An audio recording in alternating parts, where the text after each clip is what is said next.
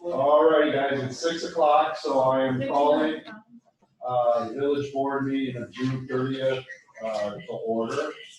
We will be suspending Robert's rules of order. Roll call, please. I have trustee Francois. Here. Trustee Sanders. Here. Trustee Tonkowski. Here. Trustee Tisios. Here. Judy is trustee Cadwallader is out of the room. Trustee Cadwallader. And trustee Tisios. Here. President Langford. Here. Let's stand for a pledge of allegiance. Allegiance to the flag of the United States of America, and to the republic for which it stands, one nation, under God, indivisible, with liberty and justice for all.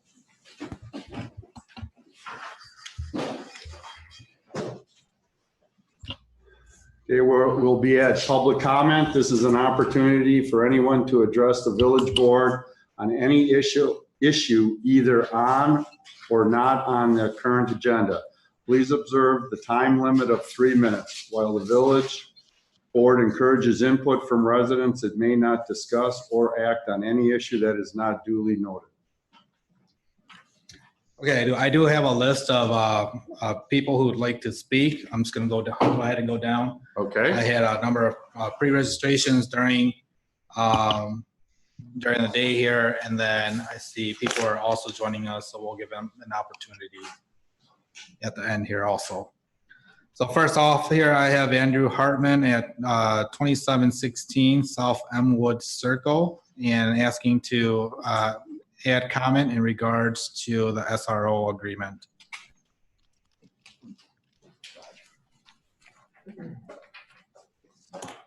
Good evening, everybody. I'm Andy Hartman. I'd like to thank you for allowing me some time to speak on the SRO contracts with the Middleton Cross Plains Area School District here tonight. This is my third year in, I'm just going to remove this for this portion. This is my third year as a citizen of the village. However, I've been employed by the Middleton Cross Plains Area School District as a high school teacher for the past 10 years in the social studies department. So it's really nice to be a member of the village. I love it here. I love CP. But I do have a problem with the current status of SROs in schools, especially in our district, especially at the middle school level. And so I would strongly encourage the village board to reconsider signing contracts on behalf of our village police department to place an SRO in the middle school here at Glacier. It has a negative impact on our most vulnerable students, and I see that every day, and I hear that evidence anecdotally from talking to my colleagues at the middle school level. The benefits of having an SRO are far outweighed by the negative repercussions that they have on students, specifically students of color. And in this day and age, I think we need to be really careful about the role that an SRO plays in our educational environment and the effect that it has on families as they approach the school. One of the first things that you see if you're a student or an adult entering our facilities is a police officer with a gun. Now, to many people in our society, that has a positive effect, right? We feel safe, we feel welcome, we feel like that person's there to save us and to look after us. For many students and for many family members that live in and go to school in our district, that is not the impact that it's the opposite effect. And so it brings uncomfortableness. If you look at the data and the research that's been done by the ACLU, among other organizations, academics out there in the world, you can see that having an SRO in schools can lead to public prisons, or we see more and more specific students of color ending up behavior correction and teachable moments, especially at the middle school level, right? We see them being criminalized for behavior that is just adolescent in nature, right? And so I strongly recommend that you reconsider signing the contract with Middleton Cross Plains to implement SROs, definitely at the middle school level here at Glacier, but across the board. I would recommend that we follow the lead of Madison Public Schools in eliminating SRO forces altogether in our high school and middle school levels. I hope that some of the testimony that we'll hear at the village board tonight are from current students who can speak to the impact that has had on them, as well as faculty at Glacier and Cromery and Middleton High School, who can also talk about the negative impacts that SRO has on some of our students emotionally and psychologically. I have a very strong personal relationship with my SRO at Middleton High School. He is very involved in my classroom activities, And this is not a critique of the quality of law enforcement that we have in our community at all, bar none. They're some of the best human beings I've ever encountered. What this is about is what should our educational environment be all about? Should it be full of people with badges and guns? Should it be about criminalizing adolescent behavior? Or should it be about using the educational facilities, resources that we have to help students grow and learn from their mistakes? Thank you very much for your time tonight.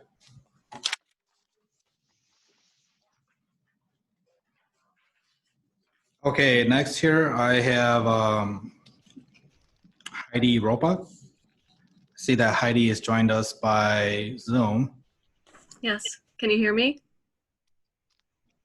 Yes, we can. Go ahead. Okay, thank you for allowing me to address the board this evening.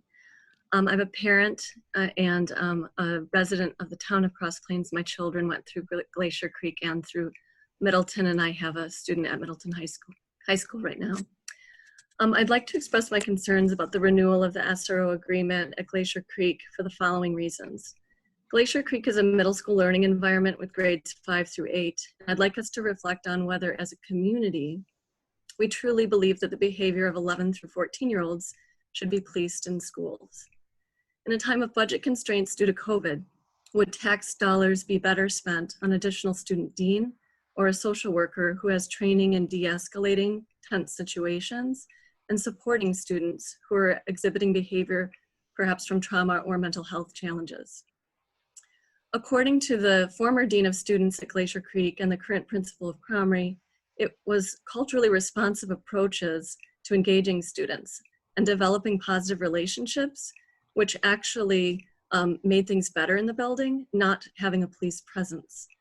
After listening to Middleton High School students of color share their experiences about SROs in schools over the last 5 days, it's clear to me that they shared that they felt singled out and under greater scrutiny for their behavior than white students.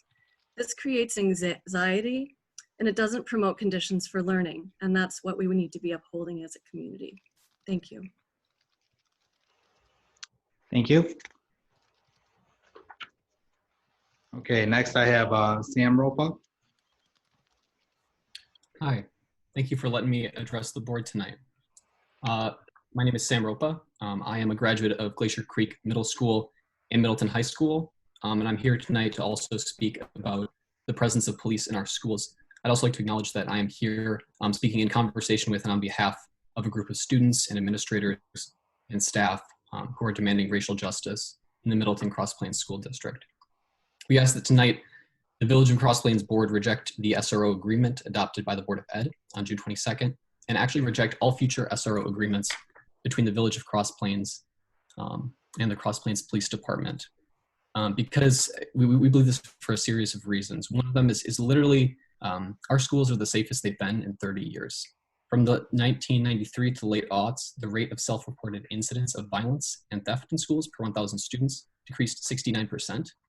And the presence of SROs wasn't even responsible for this drop, as an analysis from the Justice Policy Institute found no correlation between violence and theft and the presence of SROs. But what the last decade of research on SROs has shown us is that school safety can be achieved without them, and that positive investments in school counselors and social workers are what yield safer and healthier schools and communities. And in fact, the presence of SROs, as has been attested to, creates a harmful environment for students, specifically Black and brown students and students with special needs. Students of color are already more vulnerable in our district, making up a disproportionate share of expulsions, suspensions, and overall punishment. And these disparities in rates of punishment are not new. They have persisted for years and have gone unchecked and unaddressed. According to a ProPublica analysis of Department of Ed data, in Glacier Creek Middle School, the school that the Board of Ed suggests we should keep police officer, Black students are suspended at 20 times the rate of their white peers. General research shows that students in schools with SROs are arrested at higher rates than schools without SROs. And it should be clear that involving students in the justice system, which carries a lifetime of negative consequences, erecting barriers to employment and education, is counter to the educational responsibility of the district. So for this reason, because SROs disrupt the responsibility of the district to create an educational environment that is safe for all students, They should not be in our schools, and they should not be in Glacier Creek specifically. We need to start meeting behavioral and social and racial trauma with counselors and therapists, not with cops. So we're asking you to do today what the Board of Ed didn't do in adopting this agreement, which is have an honest conversation about the police in our schools and end the practice in the district. Thank you. Thank you. Next here, I have Jeff Wisning, 7014 Laufenberg Boulevard. Hi, I'm Jeff Wisning. Been in the Cross Plains for 15 years. Have two children who have both gone through Glacier Creek and Park, and they're both at the high school now. And I graduated from Middleton in '91. I'm also a detective at the Fitchburg Police Department and have been in law enforcement for 25 years. I would ask that you reject the SRO program.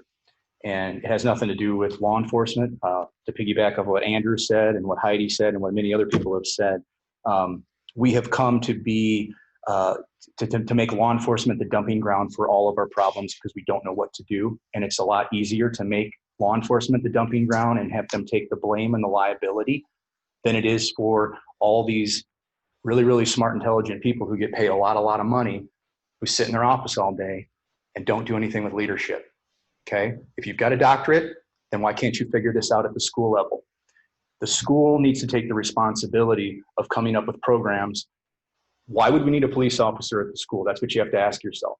Is it because that you have this fallacy in your head that I can send my kids to school because I know there's school shootings? So if I send my kid there, I know they're perfectly safe because there's a cop in the school. Well, that's not the case, and it's not going to save everybody. The bottom line is we have lots and lots of students that go through the school district every single year, and they need to be taken care of. Our Black and brown students are the most marginalized students there is. I was part of the first busing program when they started bringing kids in from Elver School to Middleton High School. They brought in the two first Black kids so that all the white people could say that their kid had diversity now when they put it on their college application. Okay? Started back in 1990, and it hasn't gotten any better. Okay? The N-word is used every single day at Glacier Creek. My daughter just graduated from 8th grade. And it's white students calling Black students that because they think they can because they're friends. So as parents, we are miserably failing. So I'm asking you not to fail anymore, not to put the police there. Police will be needed from time to time. We have wonderful camera systems. If there is a victim of a crime or there's criminal behavior in the schools, the school district can easily download that video, provide it to the police department, and they can do a wonderful investigation if they deem that a criminal behavior takes place. We don't need to send officers into the school. This is a middle school. I just asked my two daughters before I came here tonight, in your honest opinion, do you think there needs to be police officers at the high school? My daughter is a junior, going to be a senior, or she's going to be a senior. She said, absolutely not, only when there's a fight. And I said, okay, well, is he always there when there's a fight? No, the principals and the deans, and they have teams that are designed to intervene, disrupt, break up the students, and then if they need to, if they have a victim with serious injuries or they feel that a battery has taken place that they need to pass along to the police department, they can download video, give that to the Middleton Police Department, and they can investigate that. There is no need. Police officers are jacks of all trades, and depending on what kind of police officer you get, you may get wonderful. I work with people that are awesome police officers and awesome detectives, and I can show you, and you can look anytime you want at all the YouTube videos of all the horrible ones out there too, just like in any profession. So are you prepared for September? Let's just say, because all we have is white cops in Cross Plains, has to go hands-on with a student who's going berserk for whatever reason, and that student's Black or brown, and all the rhetoric that's going around with law enforcement right now, how quickly will the village administrator, our village president, disassociate, and the chief of police disassociate themselves from that police officer? That police officer will be tried and fired and gone unless by the end of the day. That officer and his or her family ruined. If we do not put our police officers in stupid situations that they don't belong in, and we think better and we think smarter, we can avoid a lot of problems. Thank you.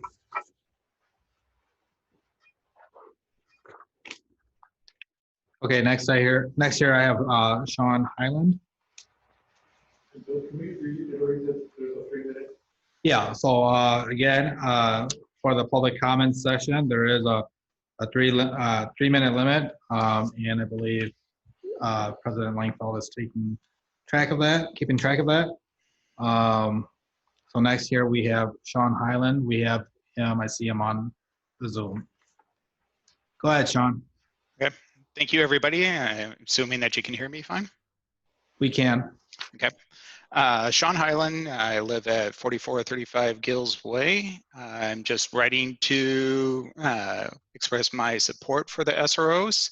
I want to first acknowledge a lot of the comments that have been stated previously. A lot of the situations that have been described are familiar to myself when I was growing up and going to school out in Los Angeles, California. With that being said, though, I want to also express the safety component with having the SROs in the schools and a lot of the positive interactions I've experienced with SROs, with students, with administration, and just the general sense of additional security with especially some of the instances that we've experienced with the schools over the last few years. And with that, I will turn it back over. Thank you. Thank you, Sean. And then I have Bob Green.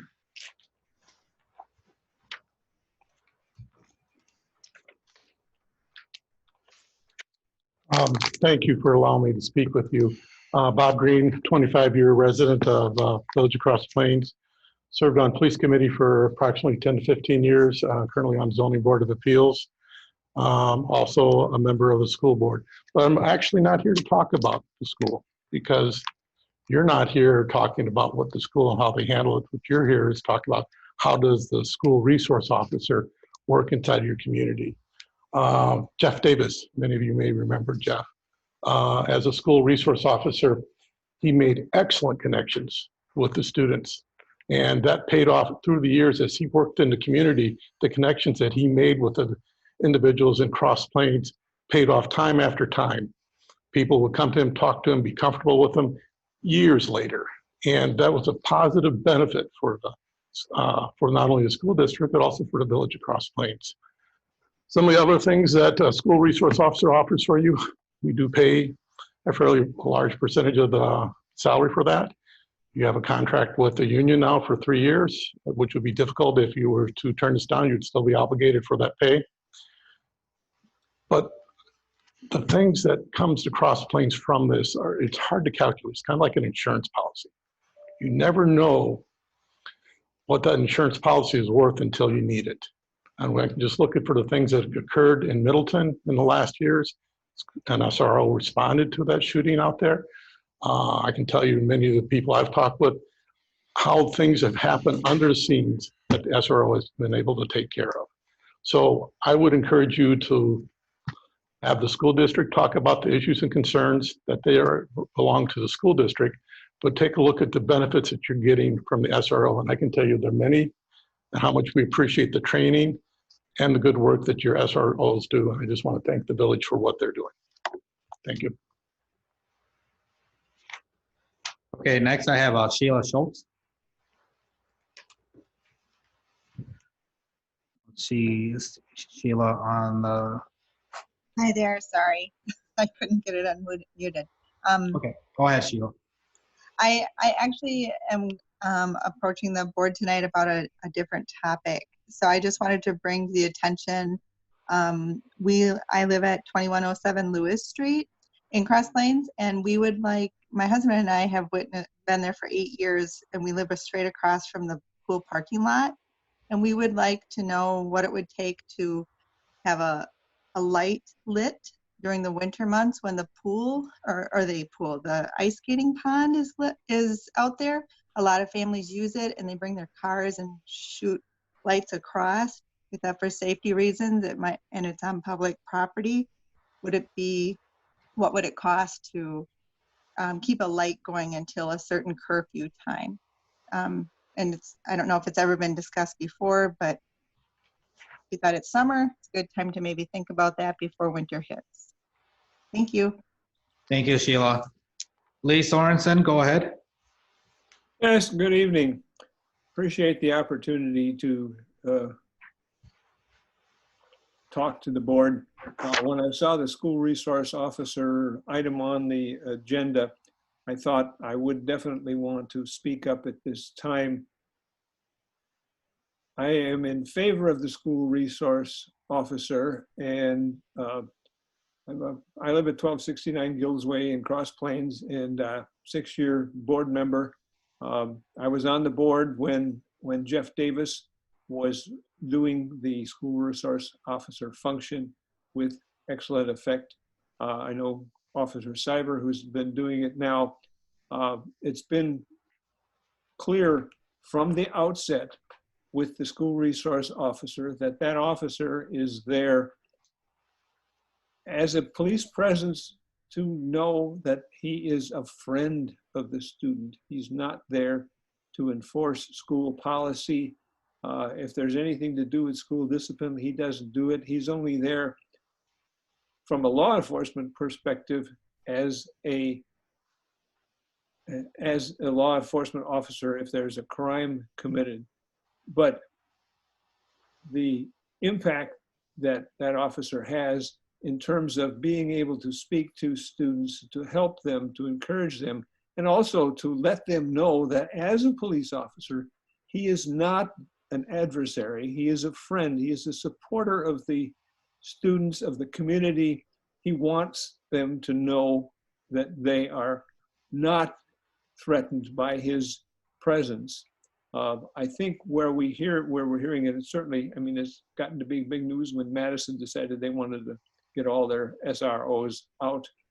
And I think that's a mistake, because this is an opportunity for students to see and understand that this is a police officer. He's just a citizen like you. I mean, Officer Cyber lives in the village, and his daughter just graduated from Middleton High School, I believe.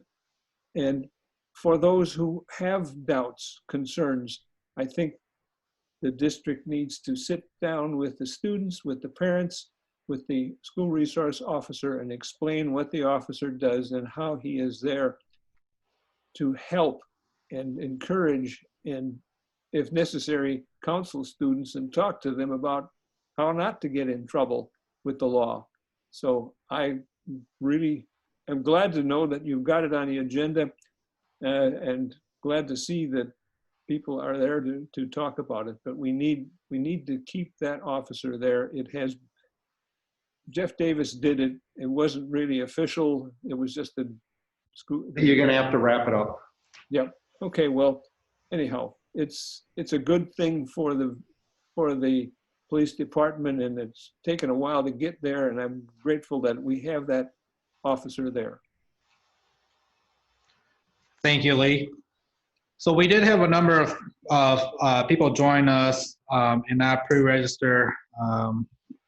I'd like to allow this time for anyone who would like to speak during public comment to do so. Feel free to unmute yourself, announce yourself and your place of address, and then we can go from there. Can I announce in the audience? I don't know how to do that. Okay, thank you. I'm Marty Cowling. I work at Glacier. I've been at Cross Plains for 23 years, been at Glacier for 7. So 5 of those years we didn't have the SRO. I was one that wanted them. When I came here, I was 100%, we should not have the SRO, or we should have the SRO. Jeff brought up a point that if you decide to drop that contract, that I think needs to be worked on, and that's getting social workers involved. Being at the school, I know the social workers and the counselors, and I know of one that would step in out of the 5 if there's an incident. So that's something to think about. We don't have that support. The SRO does not discipline. That's not his job. He doesn't do that at all. Some of the comments that were made about, like Dom Ricks, who was our Dean of Students, the first year he was there was the first year our SRO was there. So we can't say changes were made because of something he implemented. It could have been because of the SRO. Hallway traffic is significantly down with Roger there. There used to be constant traffic, kids not in class. That just doesn't happen. I know admin has made some changes, but I think that's also because Roger's there. I see him often playing games with kids in gym classes. So he's trying to make that connection with them. He doesn't stand at the doorway and greet the students that come mainly from Elver. They come in the back door, Roger's at the front. So I would say 90% of the students he encounters, or I'm sorry, 90% of the students that come from Elver, probably 98%, don't meet him standing at the door with a gun. That's just something that doesn't happen. What else did I want to say? Yeah, again, the thing is the SRO does not discipline. And I've seen a change in the last 2 years as far as behavior and the amount of kids that are in class versus out of class.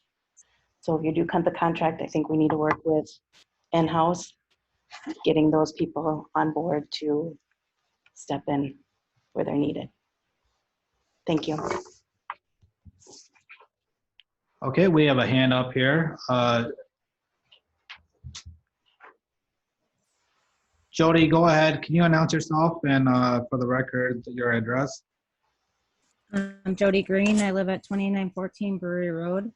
I've had kids at Glacier Creek for many years. My oldest is 21, and after the SRO was in there, I've noticed a significant difference. He does make a point to go and have a good relationship with the students there, and I think that's important for the kids to know that they can go up and talk to them and have that relationship with them. And I think it's important to keep the SRO at the schools.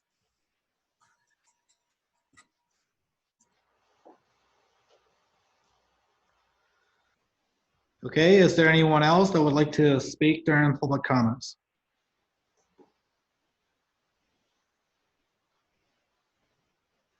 Going twice? Third time? Go ahead, Jay. Okay. We are at report of village officers, village president. I'll keep it short. I just want to update you on the subcommittee on finance. We're moving right along. I'm guessing by next month there'll be some recommendations we'll be bringing back to the board on the budget process. Today we kind of finished looking at that, and we're moving now on to policies and procedures related to finance. So that's where we are right now for that. All right, village vice president. More events really going on. The pool is open tomorrow.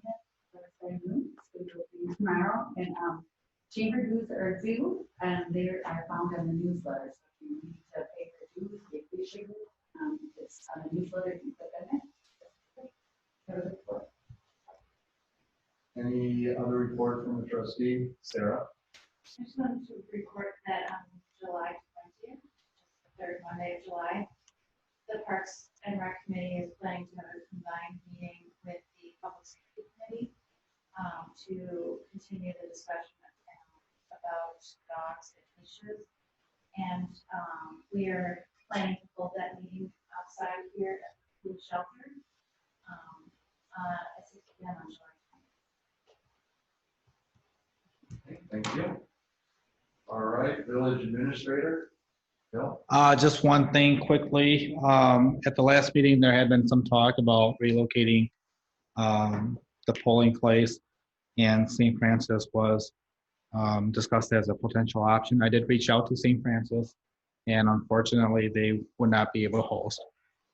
Conflicts would be for the November election, of course, as space is needed for the students. So we'll move forward with the relocation to the public library and go from there.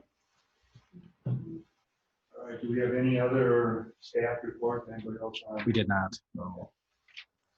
All right, we're into general business.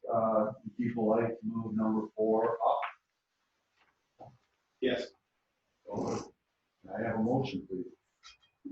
I'll second All right, so I have a motion and a second to move item 4 to the top of the general business agenda. Any discussion? All in favor, say aye. Aye. All opposed, same.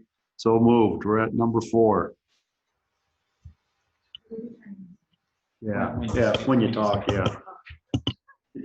I forgot you were here. All right, who would like to start the discussion? All right, Bill. All right. I didn't get done.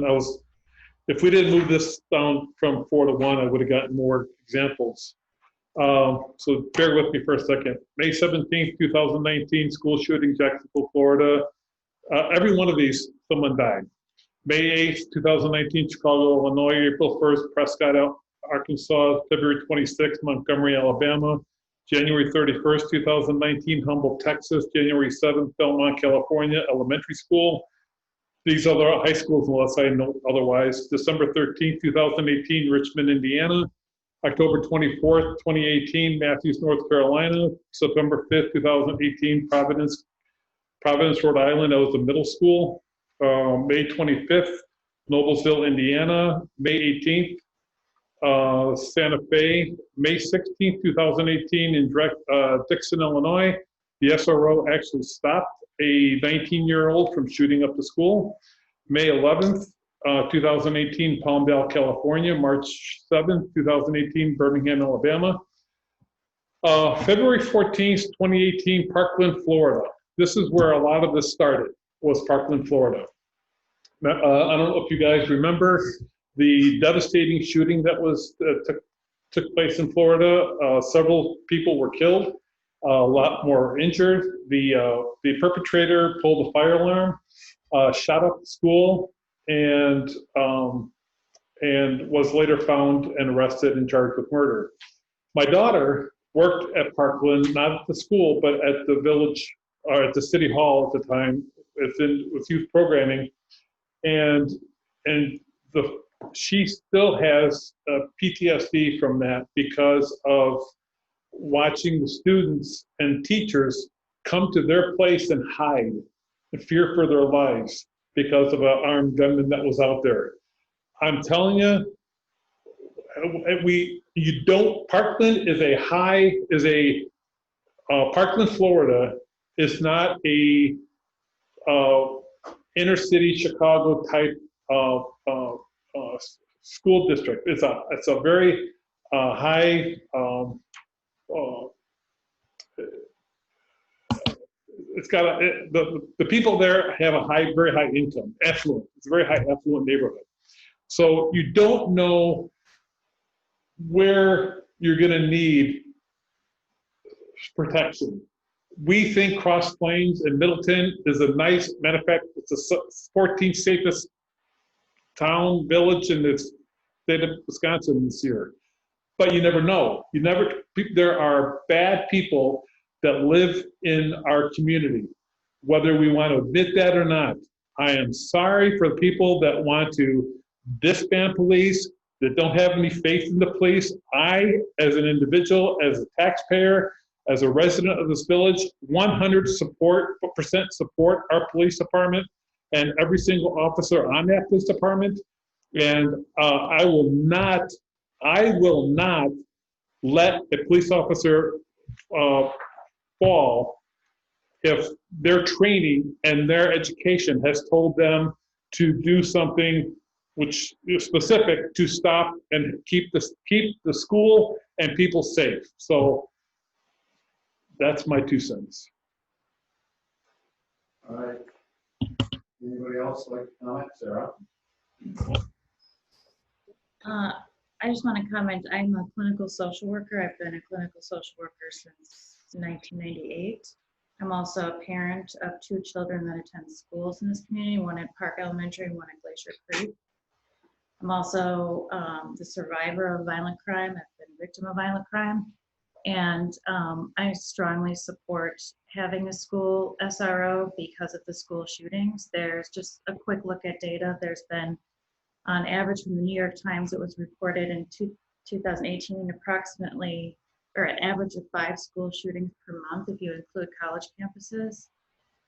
March 2018, the Washington Post reported 187,000 students have been exposed to gun violence at schools since Columbine.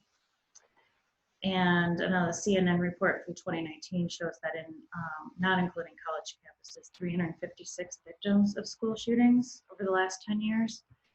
For me, as someone who's strongly opposed to the what I consider liberal gun access laws that we have in place in this country, I think it's unfortunate that I feel as a parent and as a social worker that I feel that it's necessary to have an SRO on campus because of the school shootings.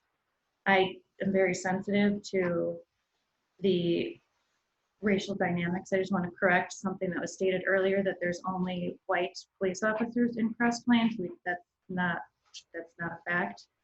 I'm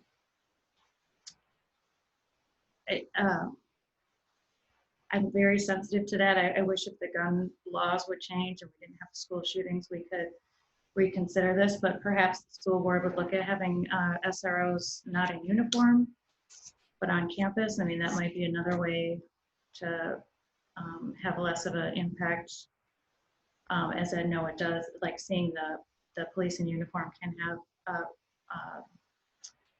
traumatic response effect to people. But I think there's also a great many times that SROs are improving relationships with students and the relationship between law enforcement and students.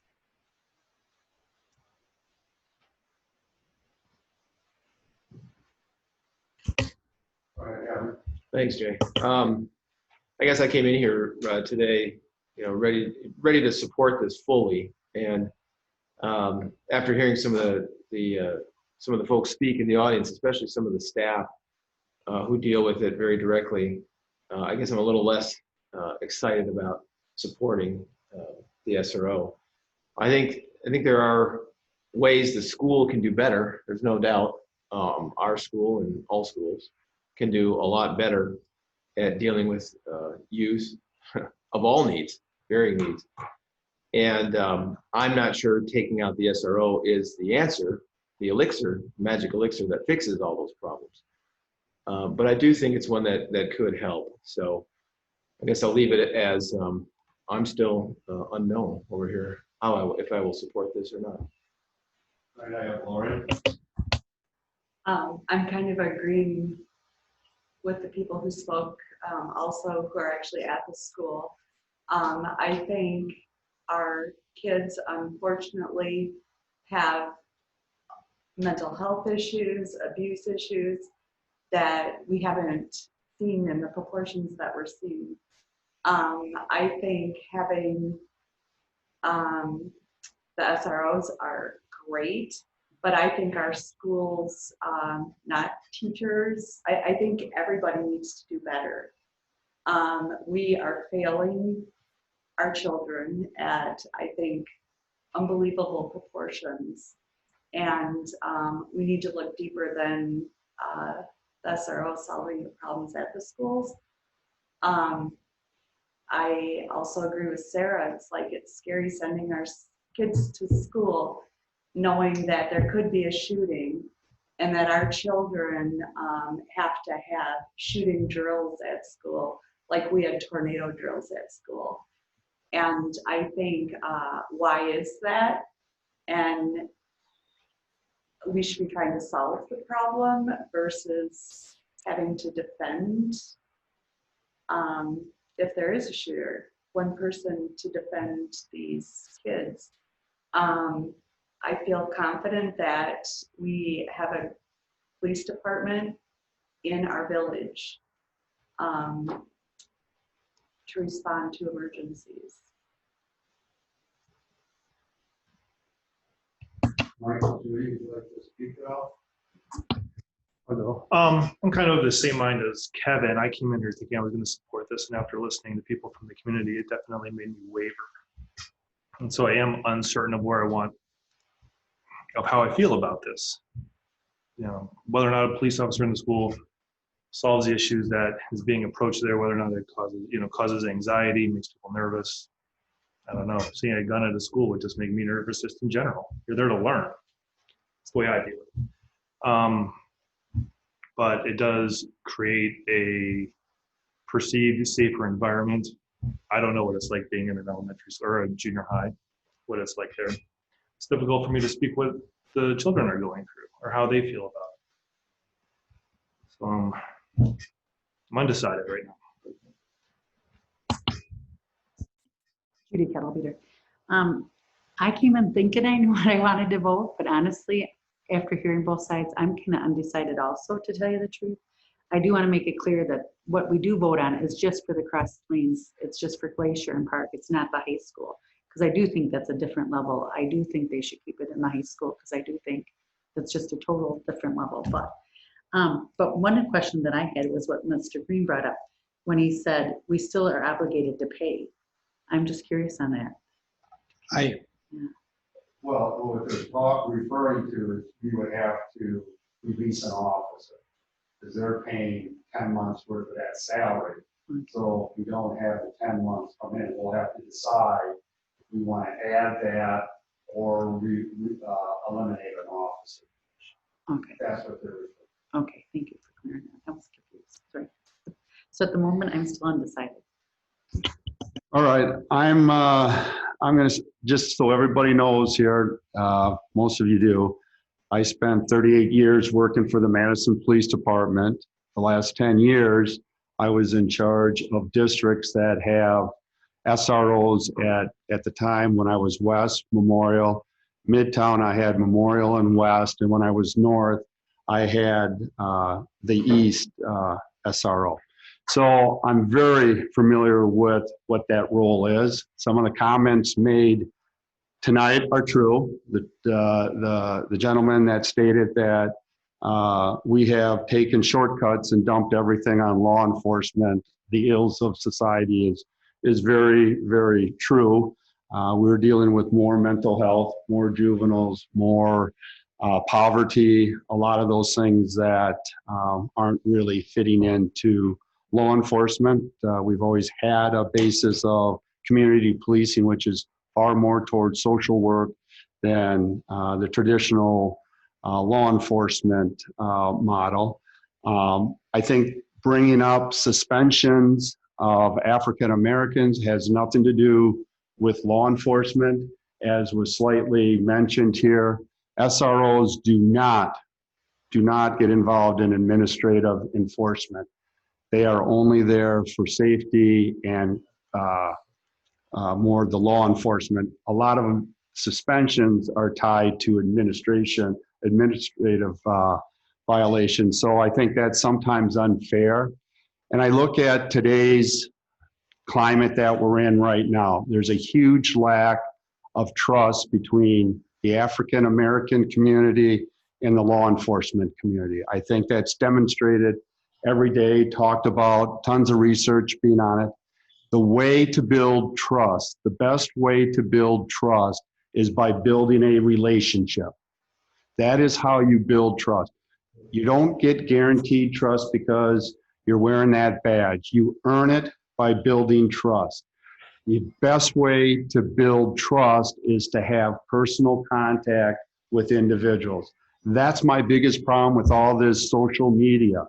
We don't build good relationships because we're not talking to people in front of each other, where you can read body language, where you can understand people, where you can go a little bit longer than a one sentence or 49 characters, whatever it is. So the key role that I have seen with the SROs in the Madison district, because I've clearly not seen them at Glacier Creek, but it would carry over, is these relationships that they build with the young people. And that pays dividends for both the students and the police department and the community at large. If you get to know somebody, you just have a better way of working out differences. So that to me is one of the biggest values of having officers in the schools. A lot of the work they do, and again, I'm speaking a lot from my experience in the Madison high schools, is they care so much about the students. They go way beyond what's necessary. You heard here where our officers will get to know them by playing sports with them or talking to them in the hallway. It's the same thing. I've had officers send out emails asking for clothes, for food, for things that are needed for some of the students that they run into. There's a huge positive that I think sometimes gets lost in the discussion. I think we're focusing on a lot of the negative. I am all for getting more mental health workers and social workers into our schools. So at some point, maybe we can pull them out. But again, I feel when you do something that's not well planned, it's more of a political statement than really. And in my opinion here is we have a partnership with the Middleton School District. We've had this. I have no problem if we say, hey, we want to take a subgroup, look at this for the following school year to see what you need to get to replace the SRO. I'm all for that. But it'll be July 1st. And if you looked at what Madison with the union, they wanted them to hire 33 social workers and counselors. That's not going to happen within 2 months, but yet they pulled the SROs out. I don't think that's what a good partner does. If we think they shouldn't be in there, I have no problem with that statement, but let's give the school district time and give us time to actually work out a plan that we can work, that everybody's comfortable with removing the SRO. But just to pull them this short notice just doesn't seem like the right thing to do. I have no problem with this being a discussion item, but I think you need to look at the broad positives and negatives of having an SRO. I think I don't want to get into debates with things, but the one thing that bugs me the most is the pipeline to the prison system. I would be more than happy to sit down with the gentleman and we can have that discussion over coffee. It's something that I don't believe the SROs are involved in, and especially at the middle school level. So I guess my feeling is we need to support this. If people have strong feelings that they want to look into this, and maybe because this is only a year contract, that would be fine. That would also give us a time to figure out what we would do with that extra officer, how we would handle that. But I think to throw something to vote this down on something we've done for years and give them 60 days to come up with a solution to that. And everybody who spoke about, hey, we need to replace them with. Well, I haven't seen a proposal on what is being replaced for that officer right now. So I guess my feeling is I will be voting to support this. And again, I would support if we want to have a joint group between the school board and us to look at, do we need one in the future? I think that would be a great thing to look at. It's been 5 years. We should be reviewing it and evaluating it. But I'm just not ready to pull it because I'm feeling that it's more of a political thing than a really smart decision that's well planned out. Okay, so I have Bill and then Bill. Okay. So can I ask Bob Green a couple questions? Because Bob, you're still on, you're on the school board, correct? Yes, I've been on the school board for 17 years. Okay, so I have two questions for you. First of all, one of the issues I think we ran into why we wanted to see an SRO with the last chief was because we saw evidence of gangs coming into the middle school. Is that still an issue? Probably 10 to 15 years ago, the high school started seeing gang signs, paintings in the bathrooms and such as that, which heightened our awareness of the fact that we have a gang issue. Typically, gangs start presenting themselves to the youth in the middle school level. Somewhere between 5th and 8th grade is where they start recruiting at that time. Is the SRO the answer to that issue and problem? Not necessarily, but I'm going to go along with Jay. Is the relationship that the officer builds with the students as they're going through a very trying time, and they're looking for alternatives to the gang situation. If you can develop a trust relationship with a police officer, it will give you an alternative to speak to somebody. One alternative. I mean, we have obviously counselors, we have other things, but I think it's important that the youth, as they're growing up, get an opportunity to develop a positive relationship with a police officer during a time when they're trying to figure out where they stand. And I think in terms of the gangs, I think that would certainly be helpful. And I've thought it in the past and still think it now. Great. One more question for you. One of the concerns was, I'm implying that there's not enough social workers within the school district. Do the schools, the Glacier and Park and even middle school, the high school, do they have social workers on staff? Yeah, I could not tell you the exact quantity because I'm not an administrator. It'd be like asking you, one of, Bill Chang's, some of his responsibilities. But I can tell you we do have social workers. Can I tell you that they're overworked? Yes. Okay. I can tell you that they're overworked. Our primary concern is educating the students. The secondary concerns obviously are taking care of their needs. But as the budgets have tightened over the years, it's a matter of where do the money go for resources. And we certainly want to make sure that the money goes towards handling all the issues and problems. But the primary goal of a school is to educate their kids. Cool. Thank you, sir. Anybody would like to? Can I answer his question about Glacier? Because I'm there every day. So about 3-4 years ago, probably is when we started seeing gang activity or like potential gang activity. I haven't seen it in the last few years. I don't want to say it's necessarily because of the SRO, but because he's there, the kids aren't in the hall as much. So that limits that contact with the kids being out. Instead of being in class, they're in the hallway roaming around, making that kind of connection where they shouldn't be. Plus now they're in the classroom. So even if they don't think they're learning because they're in the classroom. But if they're in the hallway, they're not learning anything. Right. So that. Excellent. Thank you. Yep. Do you know how many social workers we have? At Glacier, we have one, maybe 1.5 social workers. I think we had a half after we went 1,000 kids there. Yeah, at least. And I know she's moving on. I don't know. Like you said, they're overworked, and I understand that, but they're just not visible. Where like the SRO is visible. He's not in the classroom, but unless it's like gym and they're doing something fun or whatever. But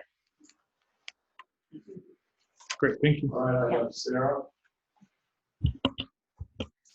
Just one thing that came to my mind that I wanted to mention too, I agree with Jay with like doing a planful approach, but another concern I have as a parent of a student at Glacier Creek is if you haven't been in there, it's like a fishbowl. So every classroom is a glass front, and I'm of course thinking about the school shootings and where a kid's going to go to be safe if somebody were to open fire and through all these glass front classrooms. Every classroom is a glass front completely. It's not just a window. And that's another concern that I have that I think should be looked at if there's going to be a more planful change. I just wanted to make a comment that we have Chief Bresco with us on Zoom, and I know that he wanted to comment. Go ahead, Chief. Hi, good evening, everybody. So obviously, as the chief of police of this great agency, I would ask that you support this SRO position and continue building relationships. I think the confusion here is that the SRO position is being generalized. You know, if we have issues with a certain SRO person, then we deal with those issues. But what you're doing by eliminating or attempting to eliminate the SRO position, it cripples us in the event of trying to build relationships. And that's the key. And Sarah Francois is right. You don't have an all-white police department. I am Hispanic of Mexican descent, speak Spanish equally like I do English. And I can tell you, I grew up in the 3rd District of Minneapolis, exactly where George Floyd was killed. And I can tell you that during the times that I was a Brown student in a very highly populated school with over 2,400 students, we had 2 SROs, and yes, they had to deal with some issues, but they helped build some relationships. And because of them, I chose this profession. So I think that we have to give it a chance. I'm a new chief, and I am very heavy into building relationships. I am well aware that relationships are a journey that you never reach. They go up and they go down, but I'm willing to work really hard with the school as part of committees or whatever we need to do to make sure that our students feel safe and welcomed, whatever we need to do to change things. You've got to give me an opportunity to build that foundation.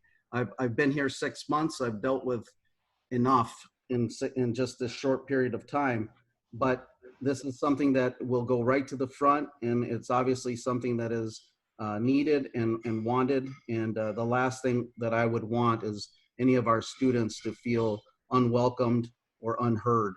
So I just need an opportunity, and I need the village board support. And I know that I have the school board support, but I think we need to have full board support. Give me an opportunity to build this foundation and see where we can take it. Thank you, Chief. All right, does anybody else want to go on discussion? All right, do I have a motion? Bill? I will make a motion that we approve the school resource officer agreement with the Middleton Cross Plains Area School District. Do I have a second? Okay, I have a motion and a second to approve the contract for the school resource officer with Middleton Cross Plains Area School District. I'm going to open it up for discussion one more time here. My only question that I have, and it's not on if or not, but was there any discussion on if school is not in person, how we're going to handle that? I did not see that in the agreement at all. No, I believe, Paul, we have not received a letter or any kind of official correspondence from the school district on their schedule. Yeah. Bob can probably talk more to that. No discussion on the board level. Okay. Contract's a contract. Okay. I mean, I'm not speaking. No, I understand that. It just wasn't addressed, and I thought it might be since we're in the middle of a I would pandemic. assume that since we have a contract in place, that Lori Ames would be reaching out to you to make modifications on the contract. But we're in new waters, just like everybody else. Yeah. Okay. Very good. Kevin? Yeah, I'm just going to follow up with my previous comments, say that I'm going to support the contracts, and for a couple of reasons. One, the village gets, for paying for 20% time, or roughly 2 months, we get an officer, and we only take care of a little bit of administration, but there's a lot more than this contract that we're talking about today. And I hope and I suspect that the school district and the municipalities and hopefully everybody, parents, kids, are involved with taking the next steps to fix some of the issues that are deeper or some of the issues that an SRO can't fix. So I will support this contract. Any other comment? Judy? I'm agreeing that I've changed my mind. I am going to support it. I would like to see, it's a 1-year contract, so 6 months into the contract, depending on if we're Zooming or not, if we are in full force at school, if in 6 months, if we can just look at it and have the school board and us or whoever, the police officer, the SOR, get to go, and see how it's working, and see if it's not working, if they think we should go to more social workers or whatever else. I'd like just to see us talk about it halfway in the year, so just in case we don't want it next year, at least we're not in this predicament that we have to make a decision now. I guess I would go, because we've evaluated for 5 years, right? I think we need to do an actual evaluation. I think we've gone that maybe it's time for, and it could be, police, someone from our board, someone from Middleton, the school board. Let's sit down and take a look at the pros. Let's honestly look at it and evaluate on the pros and cons of what it would take to change the model, right? We have a model out there. We should evaluate it and then decide, is that the right model we want? So I would say that we start doing that immediately, because like everything else, there's budget restraints all sides of it, and there's different issues that need to be addressed. And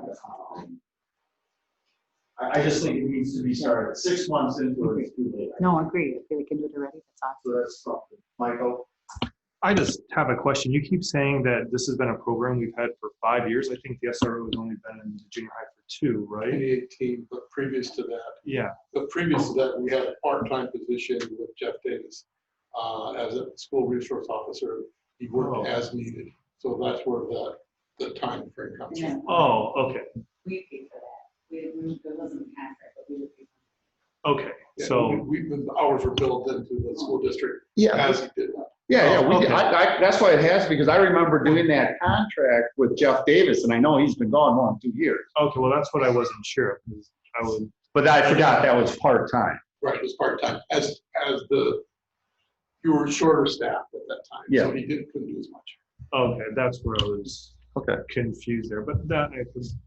Another question for you. You keep talking about the hallway. It's like before the SRO was there, was this the hallway just this general milling area where everyone just went? We had quite a problem with kids if they didn't want to go to class, they just Leave? leave class or just don't even go and they hang out in the hallways or they go to the bathroom and hang out in the bathroom. There was a lot of hallway traffic.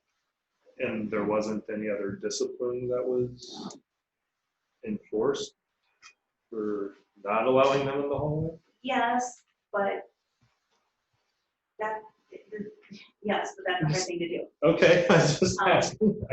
Yes, but it's hard to do because the kids that are in the hallway are there because they want to be there. So the discipline doesn't necessarily mean anything to them. We don't always have people available to get those kids in discipline. Right, but having the SRO there is. Right, because then, he's walking the hall, he can either say something or they just don't want to deal with encountering, I think at the time is they knew that more than likely nobody was gonna say anything to them because there just wasn't enough people. Like I work one-on-one with children, so I can intervene and take that kid back to class. And I have another student who I have to keep with me. Teachers are teaching, administrators are doing whatever they're doing. So there wasn't really somebody who could call and say, Joey's hanging out by the gym again, he's not in class. Gotcha. But now we have that. We can call and say, I see, like I've done it myself. I have a radio, I call and say, Joey's hanging out by gym class. And Rachel will say, okay, I'll go check it out. And just that movement, I think, gets them going. I think I call this, let's take a roll call vote, please. Trustee Francois, Yes.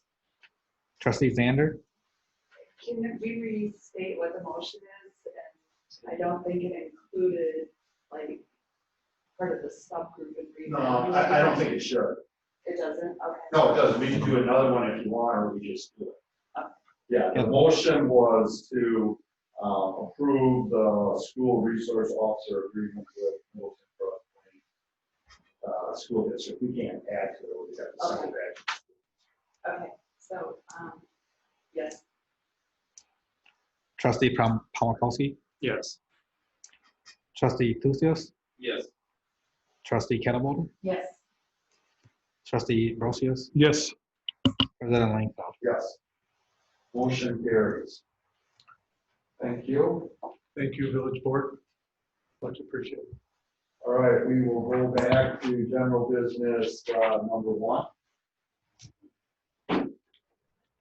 And that's discussion and possible action regarding the approval and renewal of the following licensed classes for the period of July 1st, 2020 through June 30th of 21. We'll do each one separately, please. So the first one will be the cigarette and tobacco products retail license. Do I have a motion? I motion to approve the July 1st, 2020 through June 30th, 2021 cigarette and tobacco products retail license. I'll second that. All right, any discussion? All in favor, say aye. Aye. Opposed, same. So moved. All right, number B, Class A intoxicating liquor and Class A fermented malt beverages. I I move to approve the July 1st, 2020 through June 30th, 2021 Class A intoxicating liquor and Class A fermented malt beverages. I'll second. For discussion, was any licenses separated, asked to be separated just before we do this? No, not for the Class A. Okay, very good. All right, so I have a motion and a second to approve the Class A intoxicating liquor, Class A fermented malt beverages. All in favor, say aye. Aye. All opposed, same. I'll jump in here because it applies to the Class B. Several of you know that currently Hootie's Bar is in the transition here to a different owner. I had sent an email about that previously. It's my understanding that they were supposed to close this morning. They did not. I believe that closing was extended. I reached out to talk to the current owners of Hootie's, and he would like to keep his application here. So approve it, and then we'll deal with the transfer thereafter when they do actually close. That's the update. All right. So do I have a motion for Class B? I move to approve the Class B fermented malt beverage and liquor license July 1st, 2020 to June 30th. Do I have a second? I'll second. All right, I have a motion and a second to approve the Class B intoxicating liquor, Class B fermented malt beverages. Okay.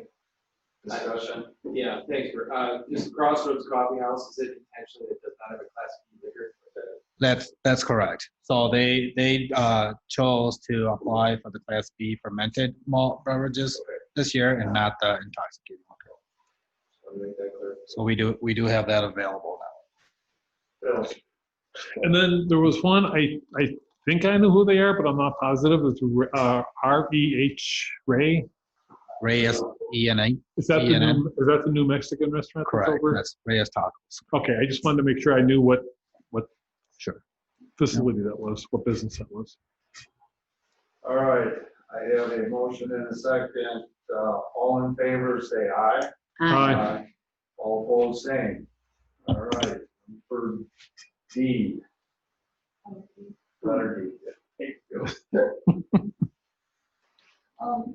Move to approve the operator's licenses for the period July 1st, 2020 through July 30th, 2021. How about can we make it to June 30th? Instead of June 30th. Sorry, I had glare. All right, I have a motion. Do I have a second? I second. All right, I have a second. Any discussion? All in favor, say aye. Aye. All opposed, same. So moved. All right, thank you. All right, we're into the water. Number 2. Discussion and possible action regarding water capital improvement project. I guess we'll do A to start with. What's A? Huh? Hi, guys. Which one's A? Water system. We have Ben Heidemann from Town and Country Engineering, and then Gary Gray, our Public Facilities Director, is here. First up here is the water system assessment, and in the packet is the memorandum on the SCADA system. Yeah, so just, I'm going to do it a little more casually. Just, I'm following up from Brian's conversation with you guys last week on the original proposal that we had for the water system study. It sounded like there were questions that you guys might have had, and so I wanted to both go over. There's a memo in your packet called Scope of Work Summary, SCADA and Water Sites. And what that is intended to be, we worked with Jerry and his staff to go around to all of your water sites and all of your SCADA sites to kind of review each of them, since we're working on this proposed well 3, and make sure that as we add both that well 3 and the lift station for the new development, that all of those kind of integrate with your existing SCADA properly. There are some complications that staff have noticed in that you're starting to just see an aging system. A lot of the SCADA components throughout your system are reaching a point where they're obsolete. Most of every site that you have, so, and they're all listed on here, but all of your water sites and all of your sewer sites have a control communication system associated with them called SCADA. And each one of those sites will have a radio that communicates back to the Public Works garage and provides status of all of the different sites. It also has something called a PLC, and you can think of that as an industrial computer. So at each site, we've got those. That PLC both relays the communications back to the master panel, as well as tells pumps when to turn on and off. It tells you if a sewage lift station is overflowing, if, it's the brain, it's the heart, it tells you what's going on, and it tells it when it's supposed to do it. So at a lot of your sites, you're reaching a point where they're 18 to 20 years old, and the PLCs and radios are no longer supported. Electrical equipment has a depreciable useful life of 10 to 15 years. Again, you've got an 18 to 20, and it's just a lot. All but the treatment plant PLCs are obsolete at this point, and all of the radios are going to be challenging to interconnect with communication. So we wanted to go through each of the sites. That's summarized in this memo. I will say somehow we got our wires crossed when Brian sent out the information and sent an old version of the memo, which had the wrong cost estimates in it, which isn't going to excite you guys because that one was low. So I do have paper copies if people want them. Otherwise, I can send out digital again after this. That's really the only difference. But that memo goes through, and as we went site to site, we also did a review of wells 1 and well 2, specifically related to kind of a condition assessment and attempting to identify how some issues that the DNR brought up could be addressed. And specifically, the DNR during your last sanitary survey brought up that the chemicals are currently stored in the same room as the well pump and the electrical controls are, which was common for the vintage of wells that you have. Well 1 was built in the 50s and well 2 was built in the 70s. At that point in the world, everything was kind of thrown in the same room. Kind of modern standards would be those chemicals would be separated from your pumps and your electrical system, because when they're in a concentrated form, they are corrosive and they cause damage over time to electrical components, et cetera. So as we went through and did that condition assessment and attempted to identify ways we could get that chemical out of the building, it really became apparent both of your well buildings have a lot of deficiencies. Well 1 is a very old building, and ultimately to try and modify it becomes very challenging because it's an uninsulated building, single pane windows still, and would require a lot of work to really bring it up to code.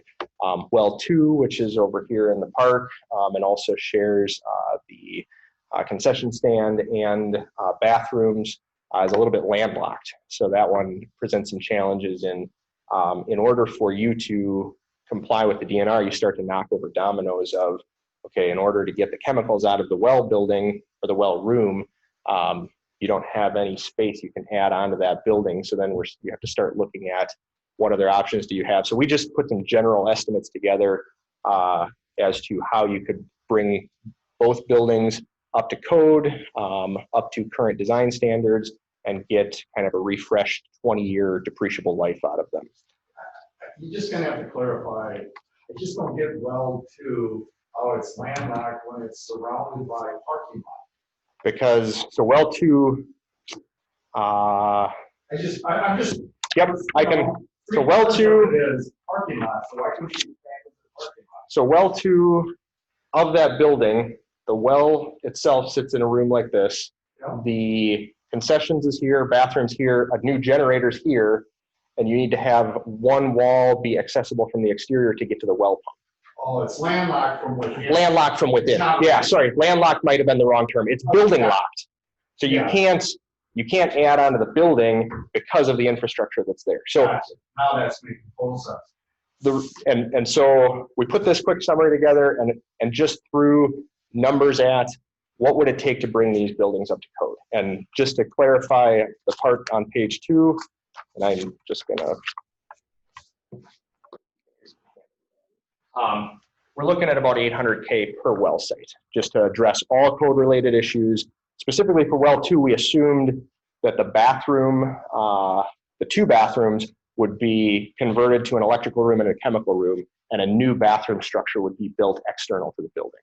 So that's just the general assumption we made. So this kind of just gives you a highlight of there are some deficiencies at both, quite large deficiencies at both. And part of that is you have 2 sets of infrastructure there that are over 40 years old and haven't had significant improvements done to them in that time frame. Oh, thank you. Sorry, that wasn't supposed to go around.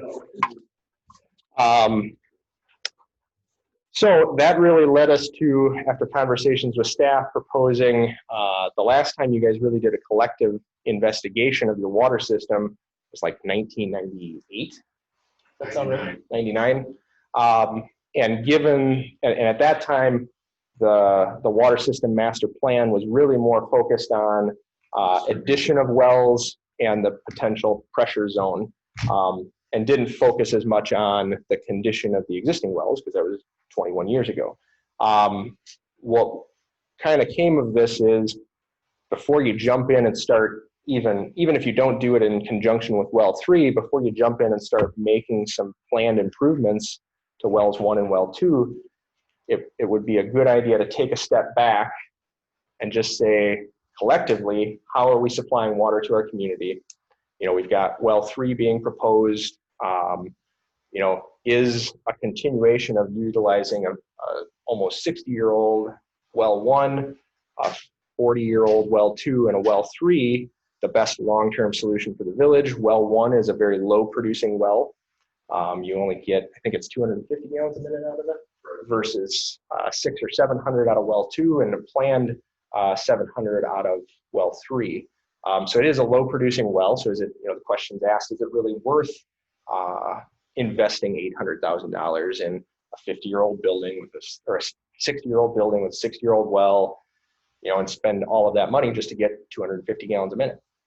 You said that was built in 1950, right? 54, I believe, is the date on the Then plans. it's 74 years old, right? Yeah. Yes. 66. It was built in 66? 66 years old. Oh, right, okay. Yep. So that kind of was the segue into the proposal that you guys looked at last month. Was we put a proposal together to do a water system study, and then parallel to that, after the well siting for well 3, DNR is requiring a test well be drilled.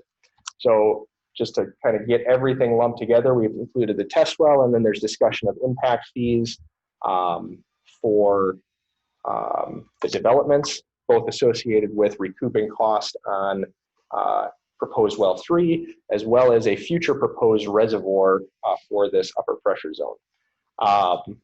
So all of those things, as well as furthering design, were kind of lumped together in this one proposal.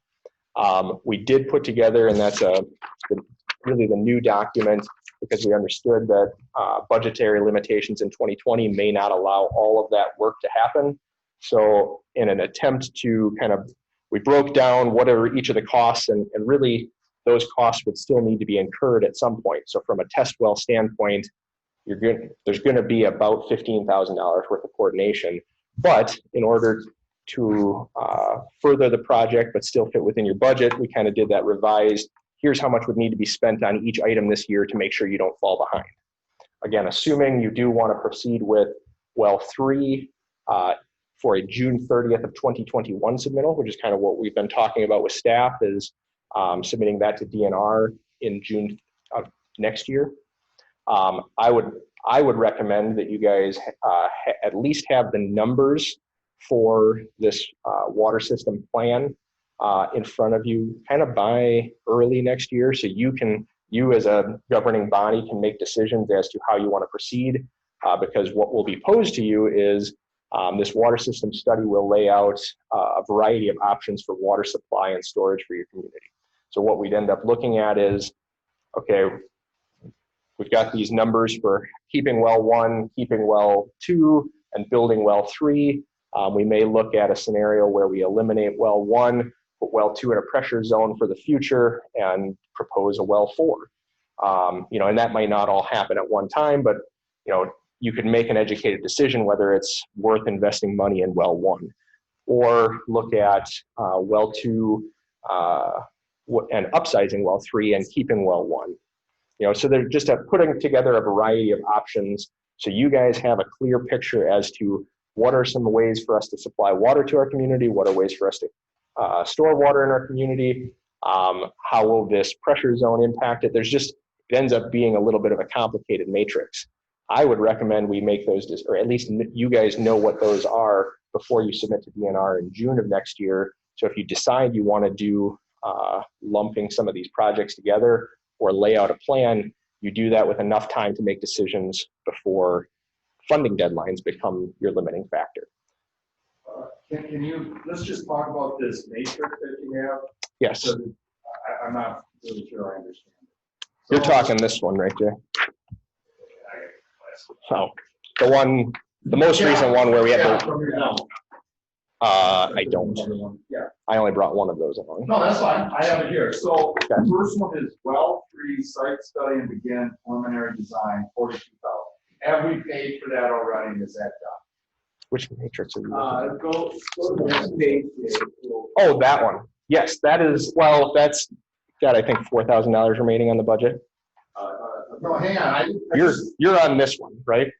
Yes, I want to stay on. Yep. Yep. Just bear with me because I want to stay on. You have spent 38 of the 42,000 there. Has that task been completed? Yes. Okay, so that one is off, right?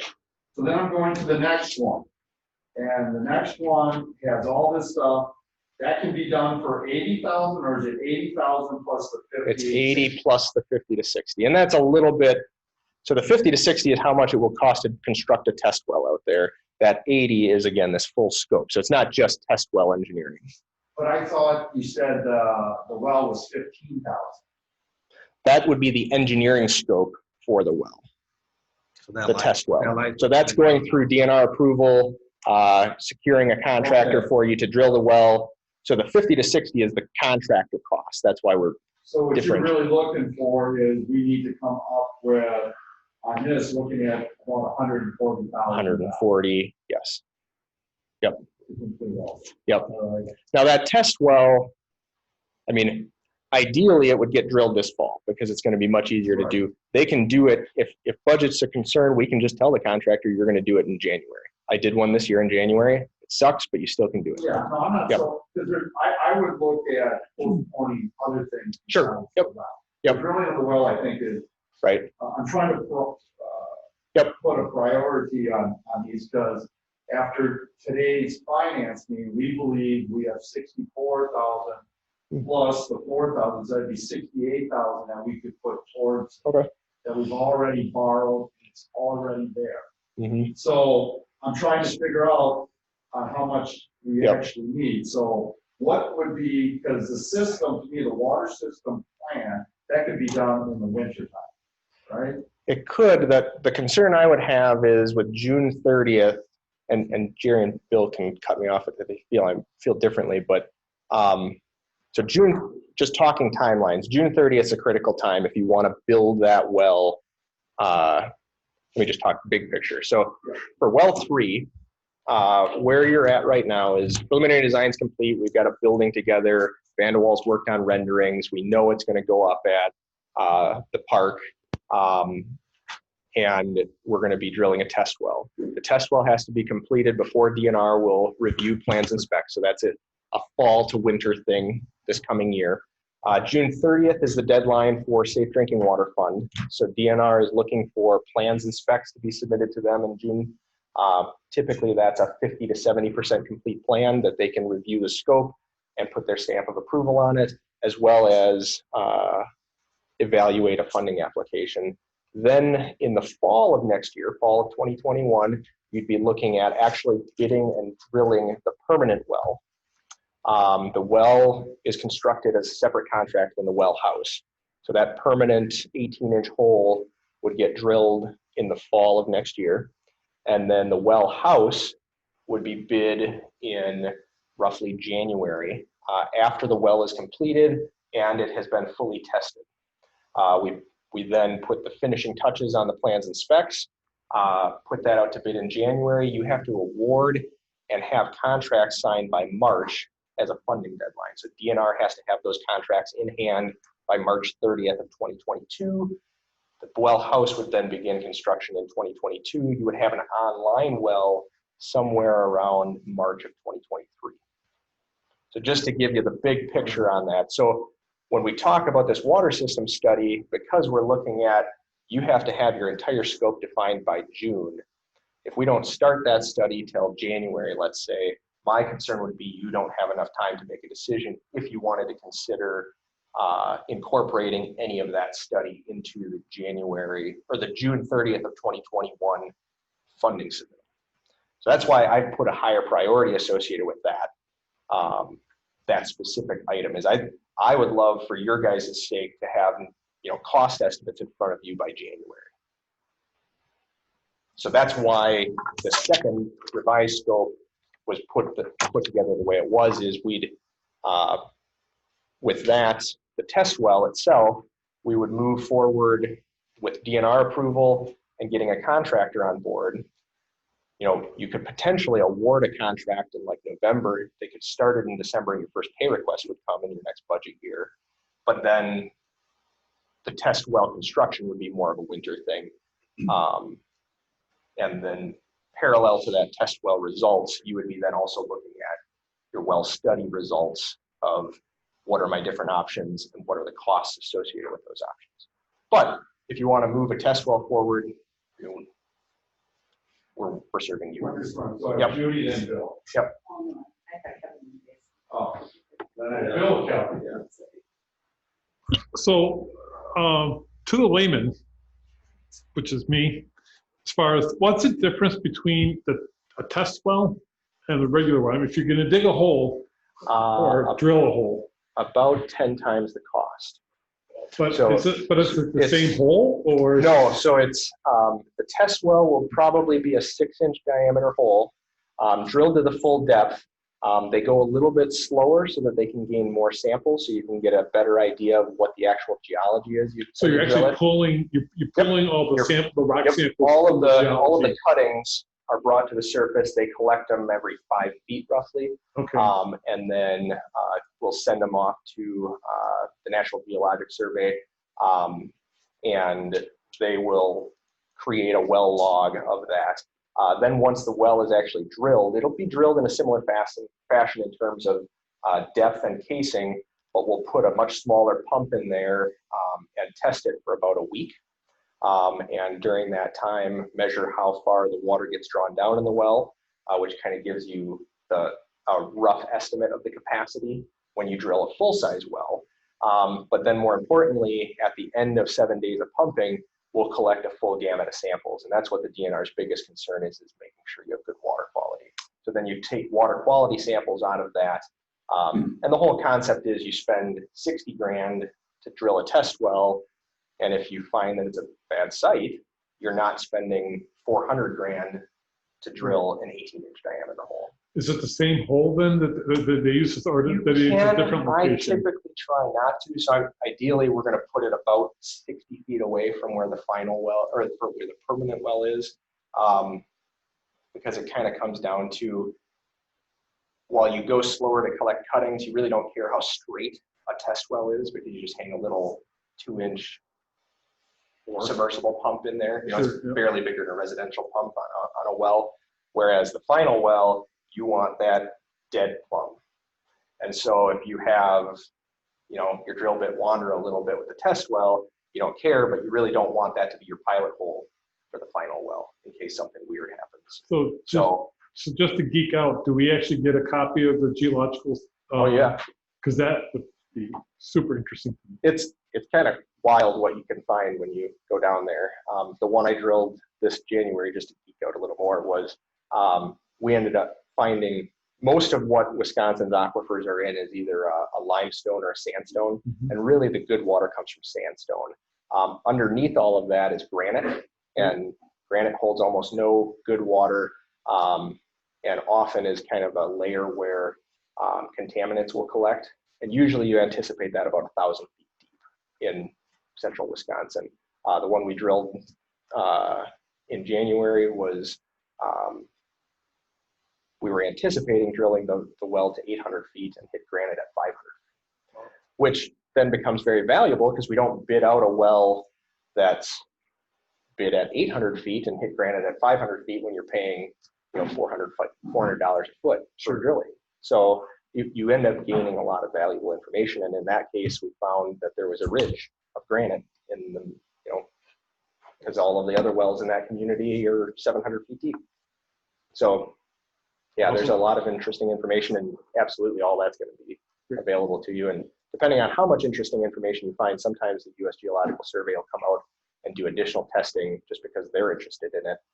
So in that case, they ended up having a van come out and pull a bunch of additional samples and run some additional probes down at no charge to that community. So cool. Okay, thank you. Yeah, for me, last time we talked, it was just a matter of trying to get the finances under wraps, under control, finding out what needed to come out of this year's budget, how much we had left.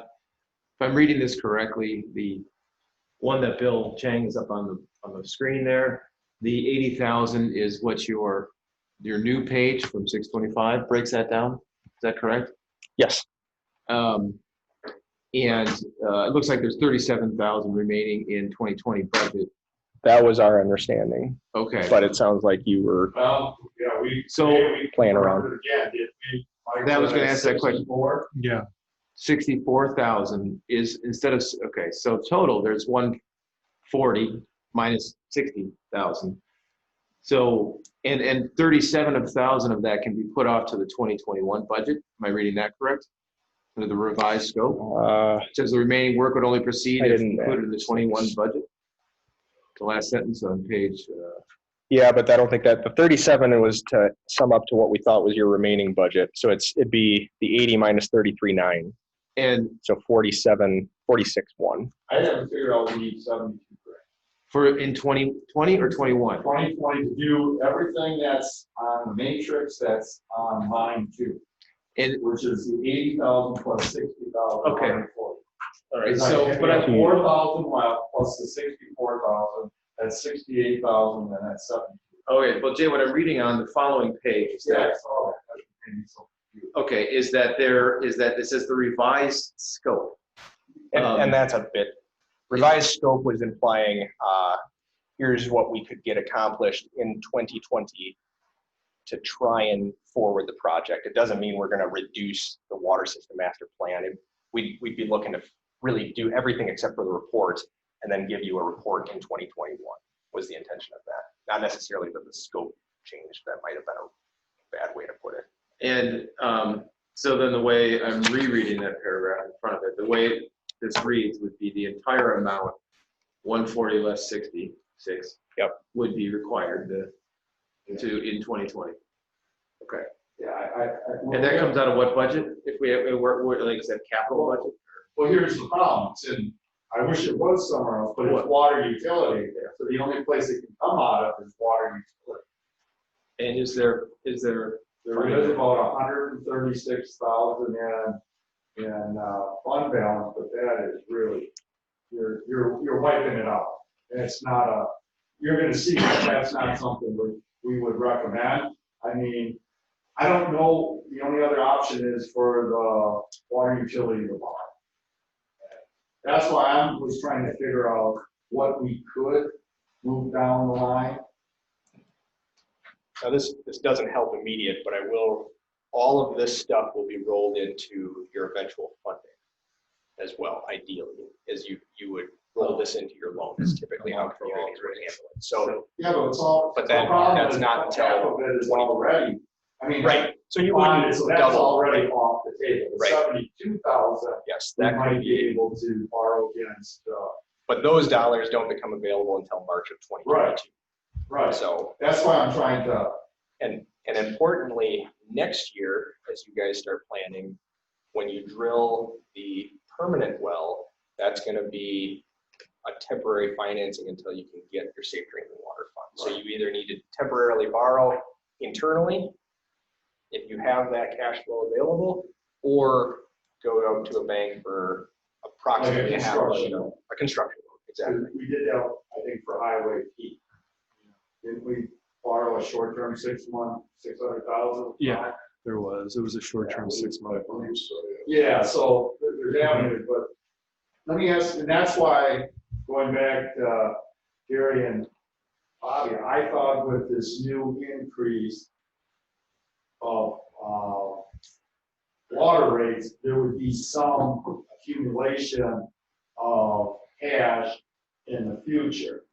And that's why I'm still not, because I think it's we were figuring out maybe a 4%, 4.5% return on this. So there should be that money being built up somewhere. So we really are limited on where the money can come I think you're correct that in the long term, there'll be a buildup, but we're not going to see enough funds built up within the next year and a half to cover these dollars. The 72, you don't even think? I doubt it. So again, we could, I've been thinking about this. There's probably, we could borrow from the sewer, the 72,000. That seems to be our bank lately, because we're hoping that TID will start paying at least this, and maybe twice as much of this back to the sewer next year. If the TID comes out how it's supposed to, potentially 180 could be repaid to the sewer. We're borrowed 72 this year. I mean, we'll have to look at it, but I mean, I think it's really, unless we gamble and try to go down on that fund balance for water, that's off the wall. Do we all agree? I mean, I do, at least. I'm fully supportive of moving this project forward. I guess that's the other option, is not, right? Well, yeah. So maybe we should take a test here and see if other folks feel the same way. Well, but see, when you say project, for me, well 3 is a priority. Yeah. That has to be done. That project, well 3 project. Okay. Yes. But now, at this time. Right, and I think we could just about cover that part of it. If you think about it, 60,000 plus the 15,000 is 75,000. Now you're only talking about 7,000 difference. But they make a valid argument in having the study done prior to the borrowing that's going on. So when you look at that, the impact fee study, I think that's not much. I'm not sure how much that would cost. Well, and it's a little bit how deep into it do we want to get? We put through 10,000 down for it, but it's right now it kind of depends on where you guys want to go, which is probably something we'll talk about in July. Is right, because I think how do you want to treat these impact fees? Right, and I think we were at 20%. Yeah. When we talked about that, we were looking for some numbers for around 20%. I thought we had numbers for 20. I was going to bring back 10 and 30. I think was what it was. Right. Okay. Yeah, I can't remember. Yeah, we had 5, 20, and 50. Okay. That we talked about. Okay. And then we were going to look at 10 and 30 as well. I just want to clarify that the long-range water infrastructure plan, I fully believe it does need to be completed. There are elements of that we would not have to have completed for you to make an educated decision about do we rehab well 1 or do we abandon? Do we up the size of the new well 3% or 7% in order to accommodate abandoning well 1 and saving $750,000 there? The long-range plan could be done kind of in segments, I guess. We get the stuff done that impacts the final design of well 3. That is what we need for you guys for about the first of the year. So you got a few months to hash this out. And then as far as reservoirs and splitting the pressure zone and all that stuff, that part of the long-range plan can be completed later next year, even the following year for that matter, because we're not looking to do that work.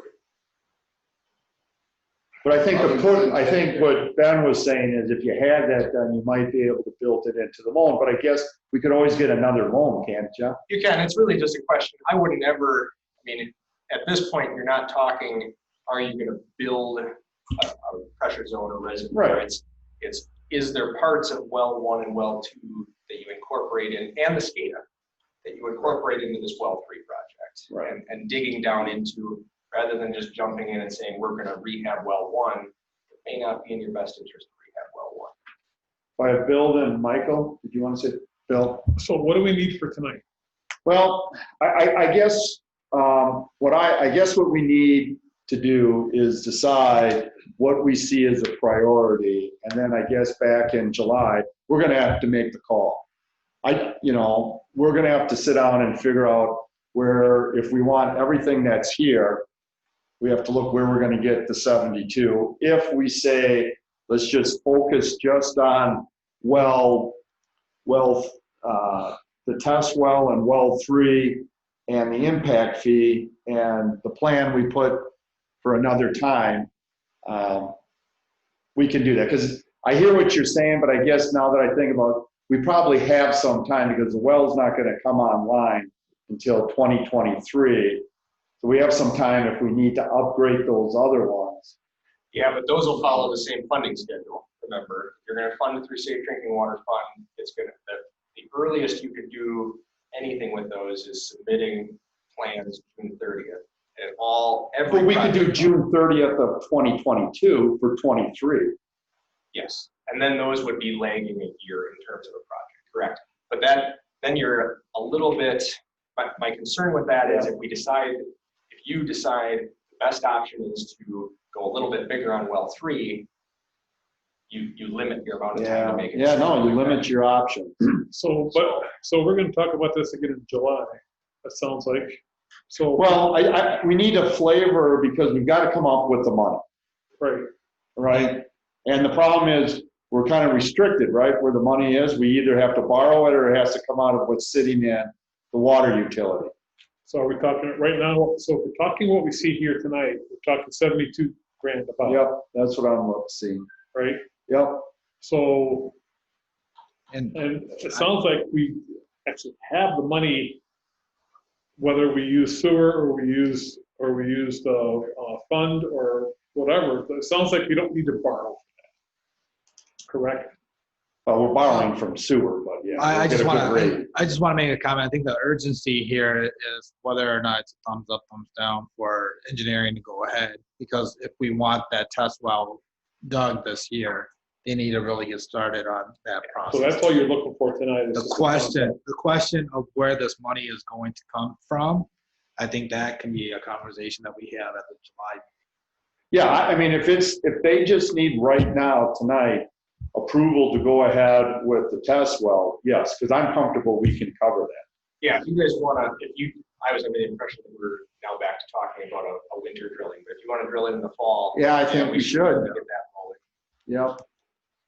Michael? I did have a question. This was involving, you guys were talking numbers like 5, 20, 50, and then you said you're going to do a 10, 30. Were those impact fee percentages? Yes. I was just curious. Percentage of the, that one, for that, when I was talking those percentages, it was percentage of well 3 that would be assumed to be paid via impact fees.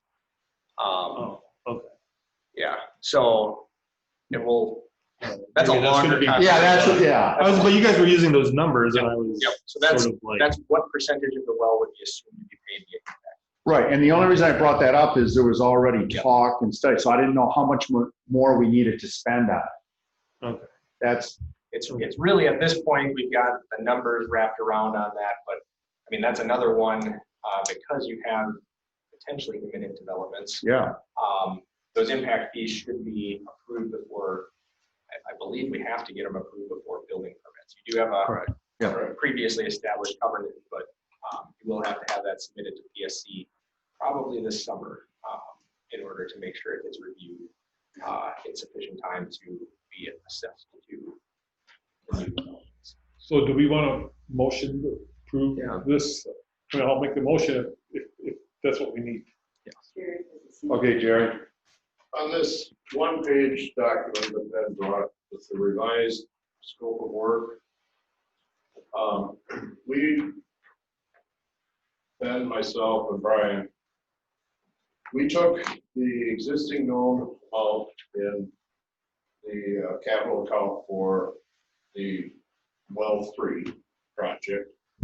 We divvied it up and we took into account what we felt were the most important elements that needed to happen in order to give you guys what you need early next year to make an intelligent decision. So I guess I would like to see an approval or some action from the board regarding the scope of work that's outlined on this sheet, because it all plays into well, if we're going to drill a well late this fall, which sounds like it's a consensus, and I would appreciate it if we did rather than after the first of the year. But we need to get all of these things rolling kind of at the same time. They're all interlaced, I guess is what I'm trying to say. So if all of these elements take place, with what I know to be the existing balance in that line item, then in my opinion, the decision comes down to, do we pursue drilling the test well November of 2020, or do we delay it till January? And there we come into the switch piece of paper here. Then it comes down to needing 50 to 60K to actually drill the well. So, See, it makes no sense to me to wait to January, the new budget year, because it's coming out of the enterprise. It's not part of the tax levy. So it's not going to, the financial situation isn't going to change from September to January. well, then in my opinion, the worst case scenario is between now and the end of the year, we need to spend, if the well comes in at 60K, and the 37K, that'd be a total of 97,000 between now and the end of the year is what I think we need to invest in this project. Well, okay, that would make it a lot better. Well, I think That's 30,000 difference. Then. well, the difference, the 30,000 difference is on the other sheet. Right, exactly. So, it's the but plan. I think we're saying the same thing here. I think it's just a matter of funding. So I mean, I would be happy to make a motion that supports the expenditures of the full 80,000 or right there. That 80,000 right there. I would support spending that amount this year because we have 68 of it. No, but you're missing. You don't have the well. This is for engineering only. Yeah, I know. Well, to approve it today, because we're gonna have to approve the other where we borrow the rest of it in the July meeting, right? So I'm saying to get this thing going, to give Ben and his team and Jerry and his team confidence to move forward. Somehow the board has to commit to spending the money. How we spend it or where we spend it from can be decided in July. Now, I could propose one other thing kind of to build off of that is if you ultimately that 80 grand to move a project forward is going to have to be spent no matter what at some point, not necessarily this year. If you wanted to approve the engineering scope we presented to you guys last week with the contingency that only the 33.9 gets spent in calendar year 2020, we could certainly do that as well, because ultimately that's what we're trying to present there is we would recommend spending 33.9 in 2020. And I have no problem with that either, but I want the well done. There's no sense in drilling a well in January. And if you tell me, get the well done, we'll move that one forward so that you're drilling a well late this fall. drilling a test room late this fall. Thank you, Kevin. Well,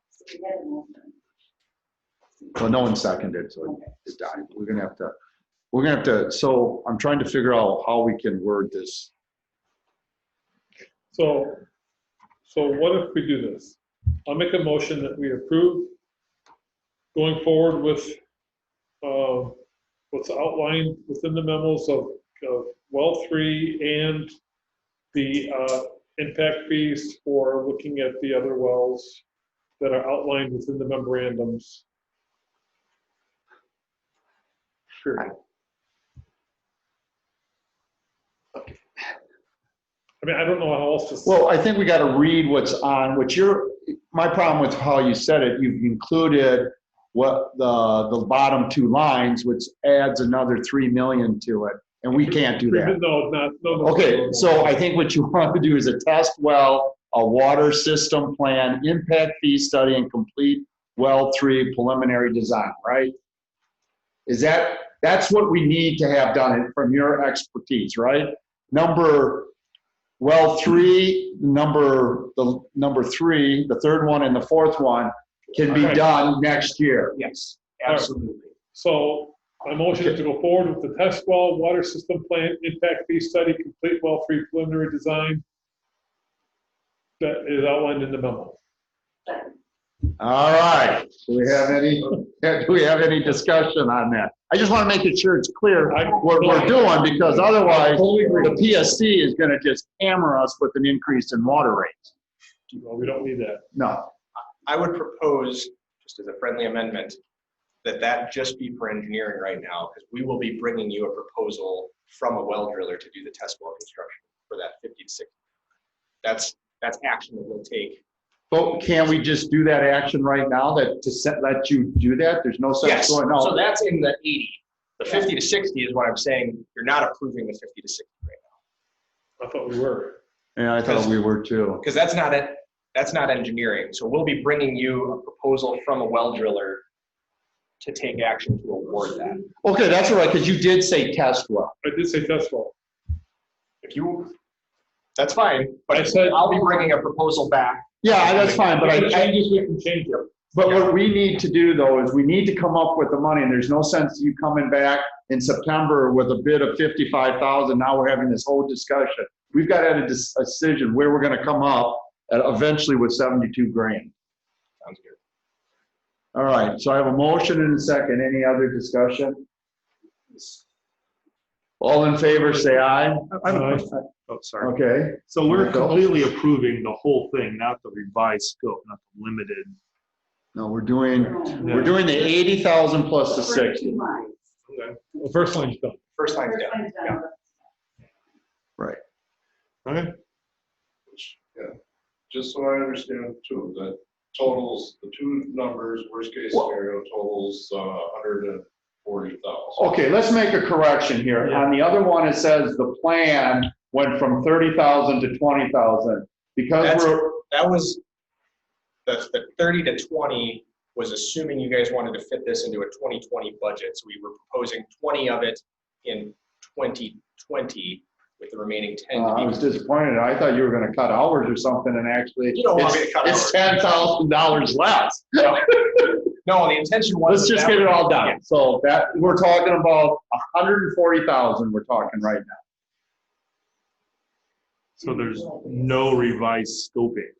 Yes, and revised scope was the wrong way to put it. It was trying to make it so that the project could move forward with your 2020 budget right. this year. It makes no sense to move it to January because we're in the same boat. It's an enterprise account, so we can't go somewhere else. We wanted to give you that option. Yep, I hear you. All right, so I have a motion and a second. Is there any other discussion? Let's do a roll call vote. Trustee Brosius? Yes. Trustee Kettleboer? Yes. Trustee Palmakowski? Yes. Trustee Sander? Yes. Trustee Francois? Yes. And President Langfeld? Yes. So did we already finish B2 then? Yes. B? Okay. Oh, okay. I wasn't looking at the agenda. Number 3. Thanks, guys. Yeah, thank you, Ben. Thanks, Ben. All right. Let's go to number 3. So he sent out revised chapter 2. Can someone tell me, I thought there was a change that people requested in 209 sub 5 sub A something. The whole thing with the members discussion motion per policy. I thought there was a vote to get rid of per policy, or am I? You don't need us for. No, we're good. Thank you. And I can't remember. I think I kind of remember. I mean, I don't care if we keep it. I'm fine with it. The per policy, because so it was members discuss motion per policy. We were like, what policy? The policy was what was listed up in 2 that says the discussion shall be held among the board's members unless the village president calls upon discussion from a separate person. That's what I think the policy was. Yeah. So yeah. So it's just referring back to that. Like I say, I don't care if we have it or not. But. Right. Yeah. It's just referring back to. It's really. I think that was the discussion, and we kept it like it was because it did. I mean. Yeah, there was some conversation about keeping it and seeing how it would pan out. Yeah. Okay, that's fine. I just remember that discussion. So that was the only thing I had noted that I thought was changed. But so, Sarah.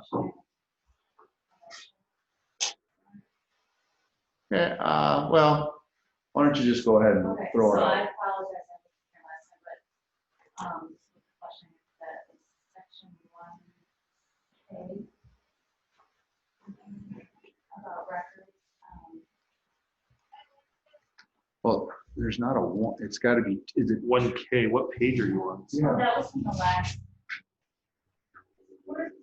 It's on. It's section. It's on. Better question.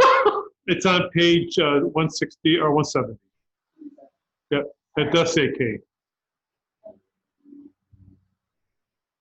Okay, records. Okay, very good. Reserve records and they open, so there's no timeframe on that. So, in regards to meeting records, I'm obligated by state statute to keep the minutes of the meeting. Now, other records, we do have a different chapter that controls when we destroy records. So it depends on. How about destroying them? But She wants to know when they get put on the web. Generally, they should be open within 10 days. Yeah. There's no law on it. There's no. And generally, what I do is I look behind you. Sorry. Thank you. That's me, my wife. So generally, what I try to do is I post up the minutes after they've been approved, just because there may be changes. Now, there are some municipalities that put out drafts, but yeah, I mean, the village board can decide on how they want to go about that. So it would be 10, like today we approved the minute. We did not consent. Generally, we do the one before. That meeting, those minutes should be posted. They now official. Yeah, I just didn't know if we want for this meeting. That is something we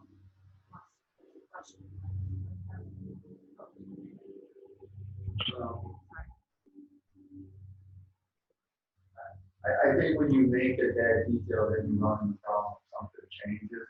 We put 10 days and then the statute changes 3 days. Now we have to go through and redo the ordinance to get that changed. I'd rather just leave it open, and that would be a policy or a state statute that we would follow. Yeah, and I think that state statute actually states within a reasonable time. Right, but I think the court said we've always been under that.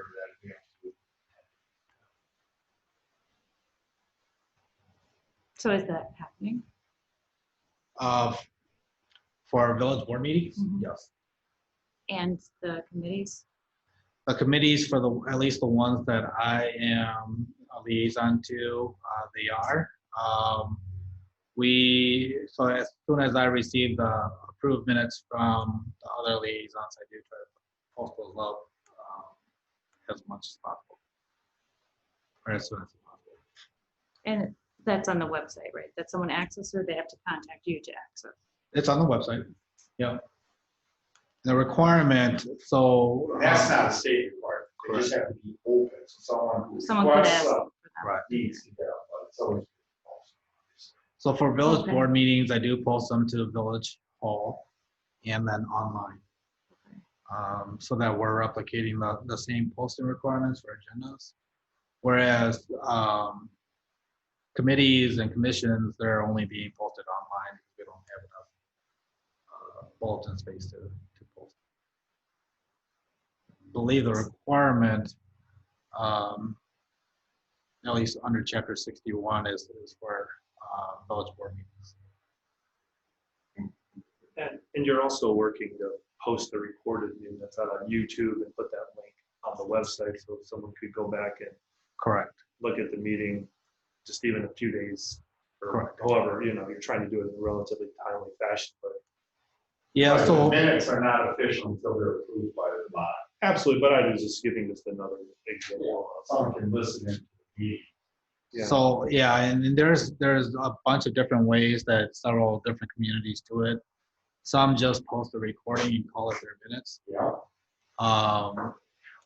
Again, I try to post it in as many places as possible. And again, upon request by any body, I'd be able to provide that to them. So it looks like, just noticing, like 2019, there's no minutes from Parks and Rec, there's no minutes from Public Safety.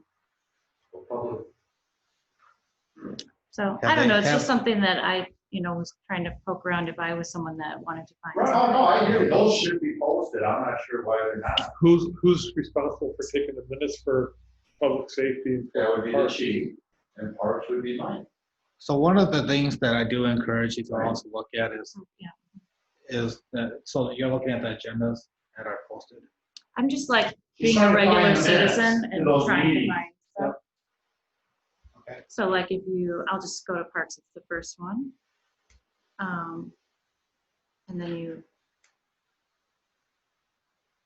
so there's minutes here for 2020, but if you look 2019, there's nothing, and then. For 2019. And then same way. The latter part of 2019, you should have stuff.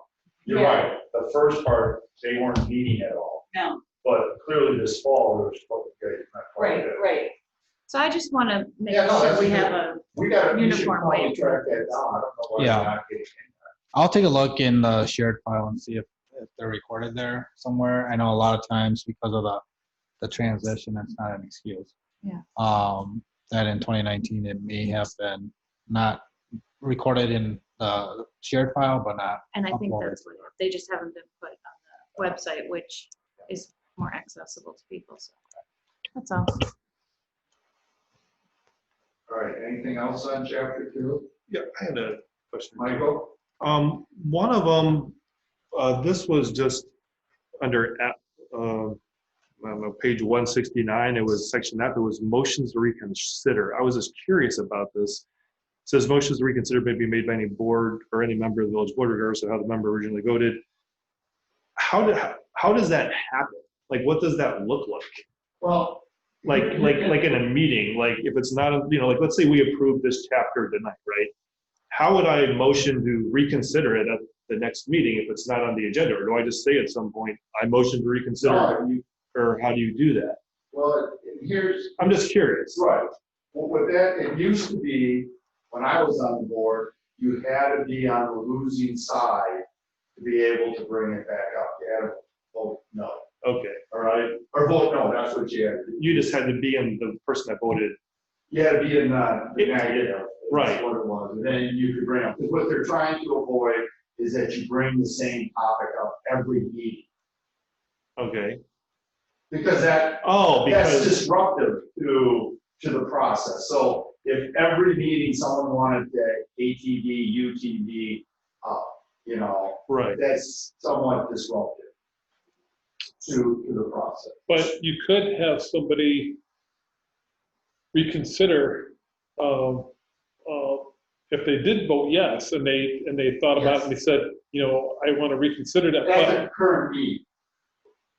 At the following meeting, but what they have to do is, but what they have to do is they have to go through the process that we have in here that says, within 10 days of the meeting, get a written, Special meeting. or a written notice to you saying, hey, I want this on the agenda. And then it goes for you and the president to be able to put that on the agenda to reconsider. This is not talking about the next month meeting.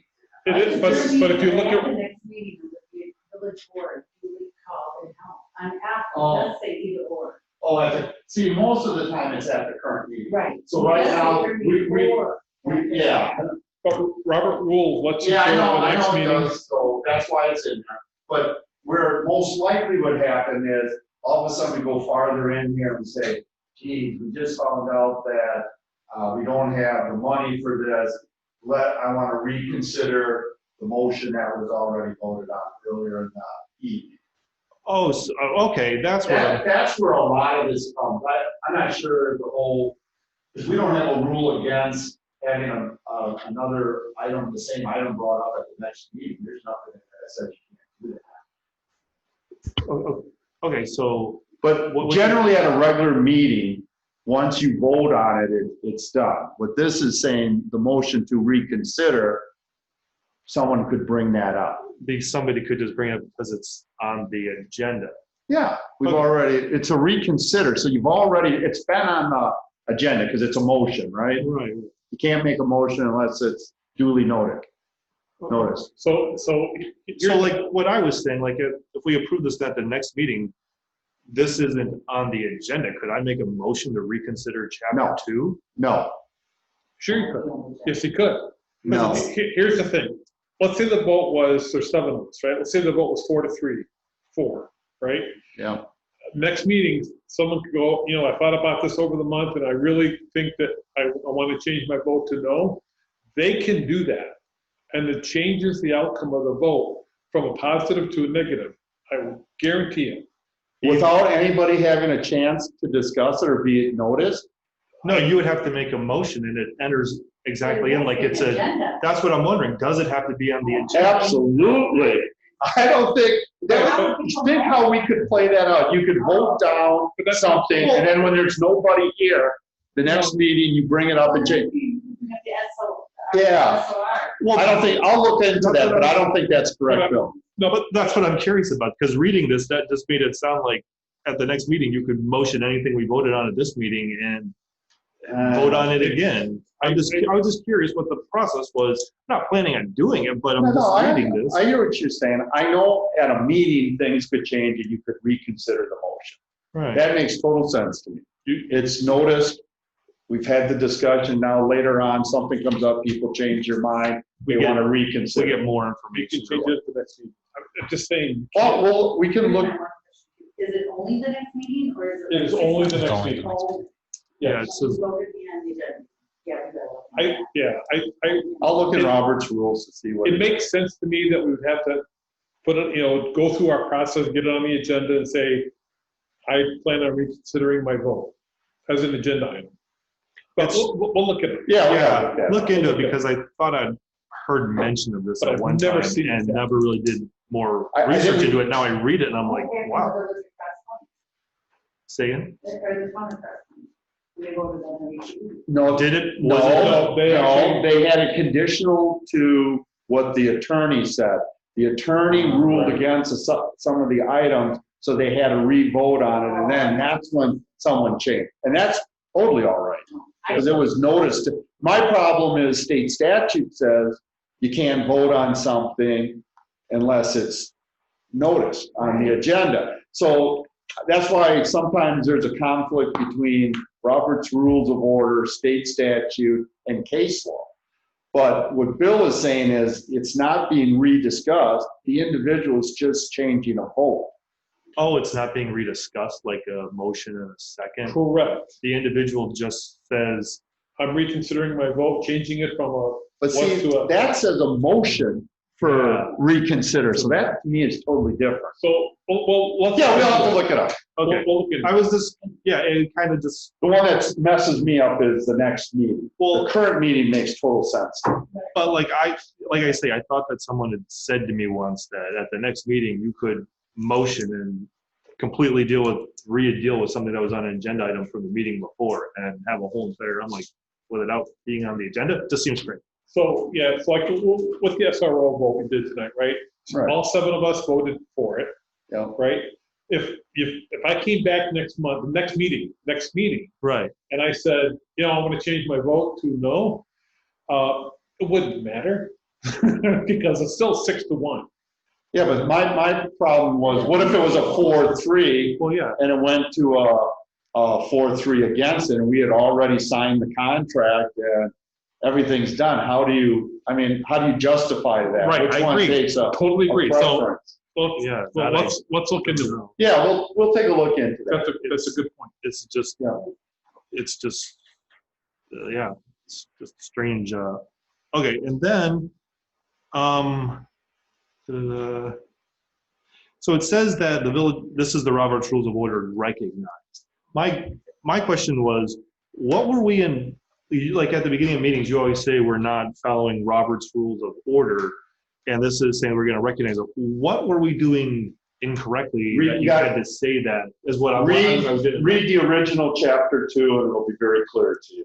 Is that because, well, like it was brought by a citizen, right? He came up, it was very clear. He says, you guys are breaking the law because you're not following your ordinance in running a meeting. So I looked into chapter 2 and he was totally correct. So I don't want to go through the long list because it's endless on what we weren't doing that we should have been. Okay, well, so that's why that is there.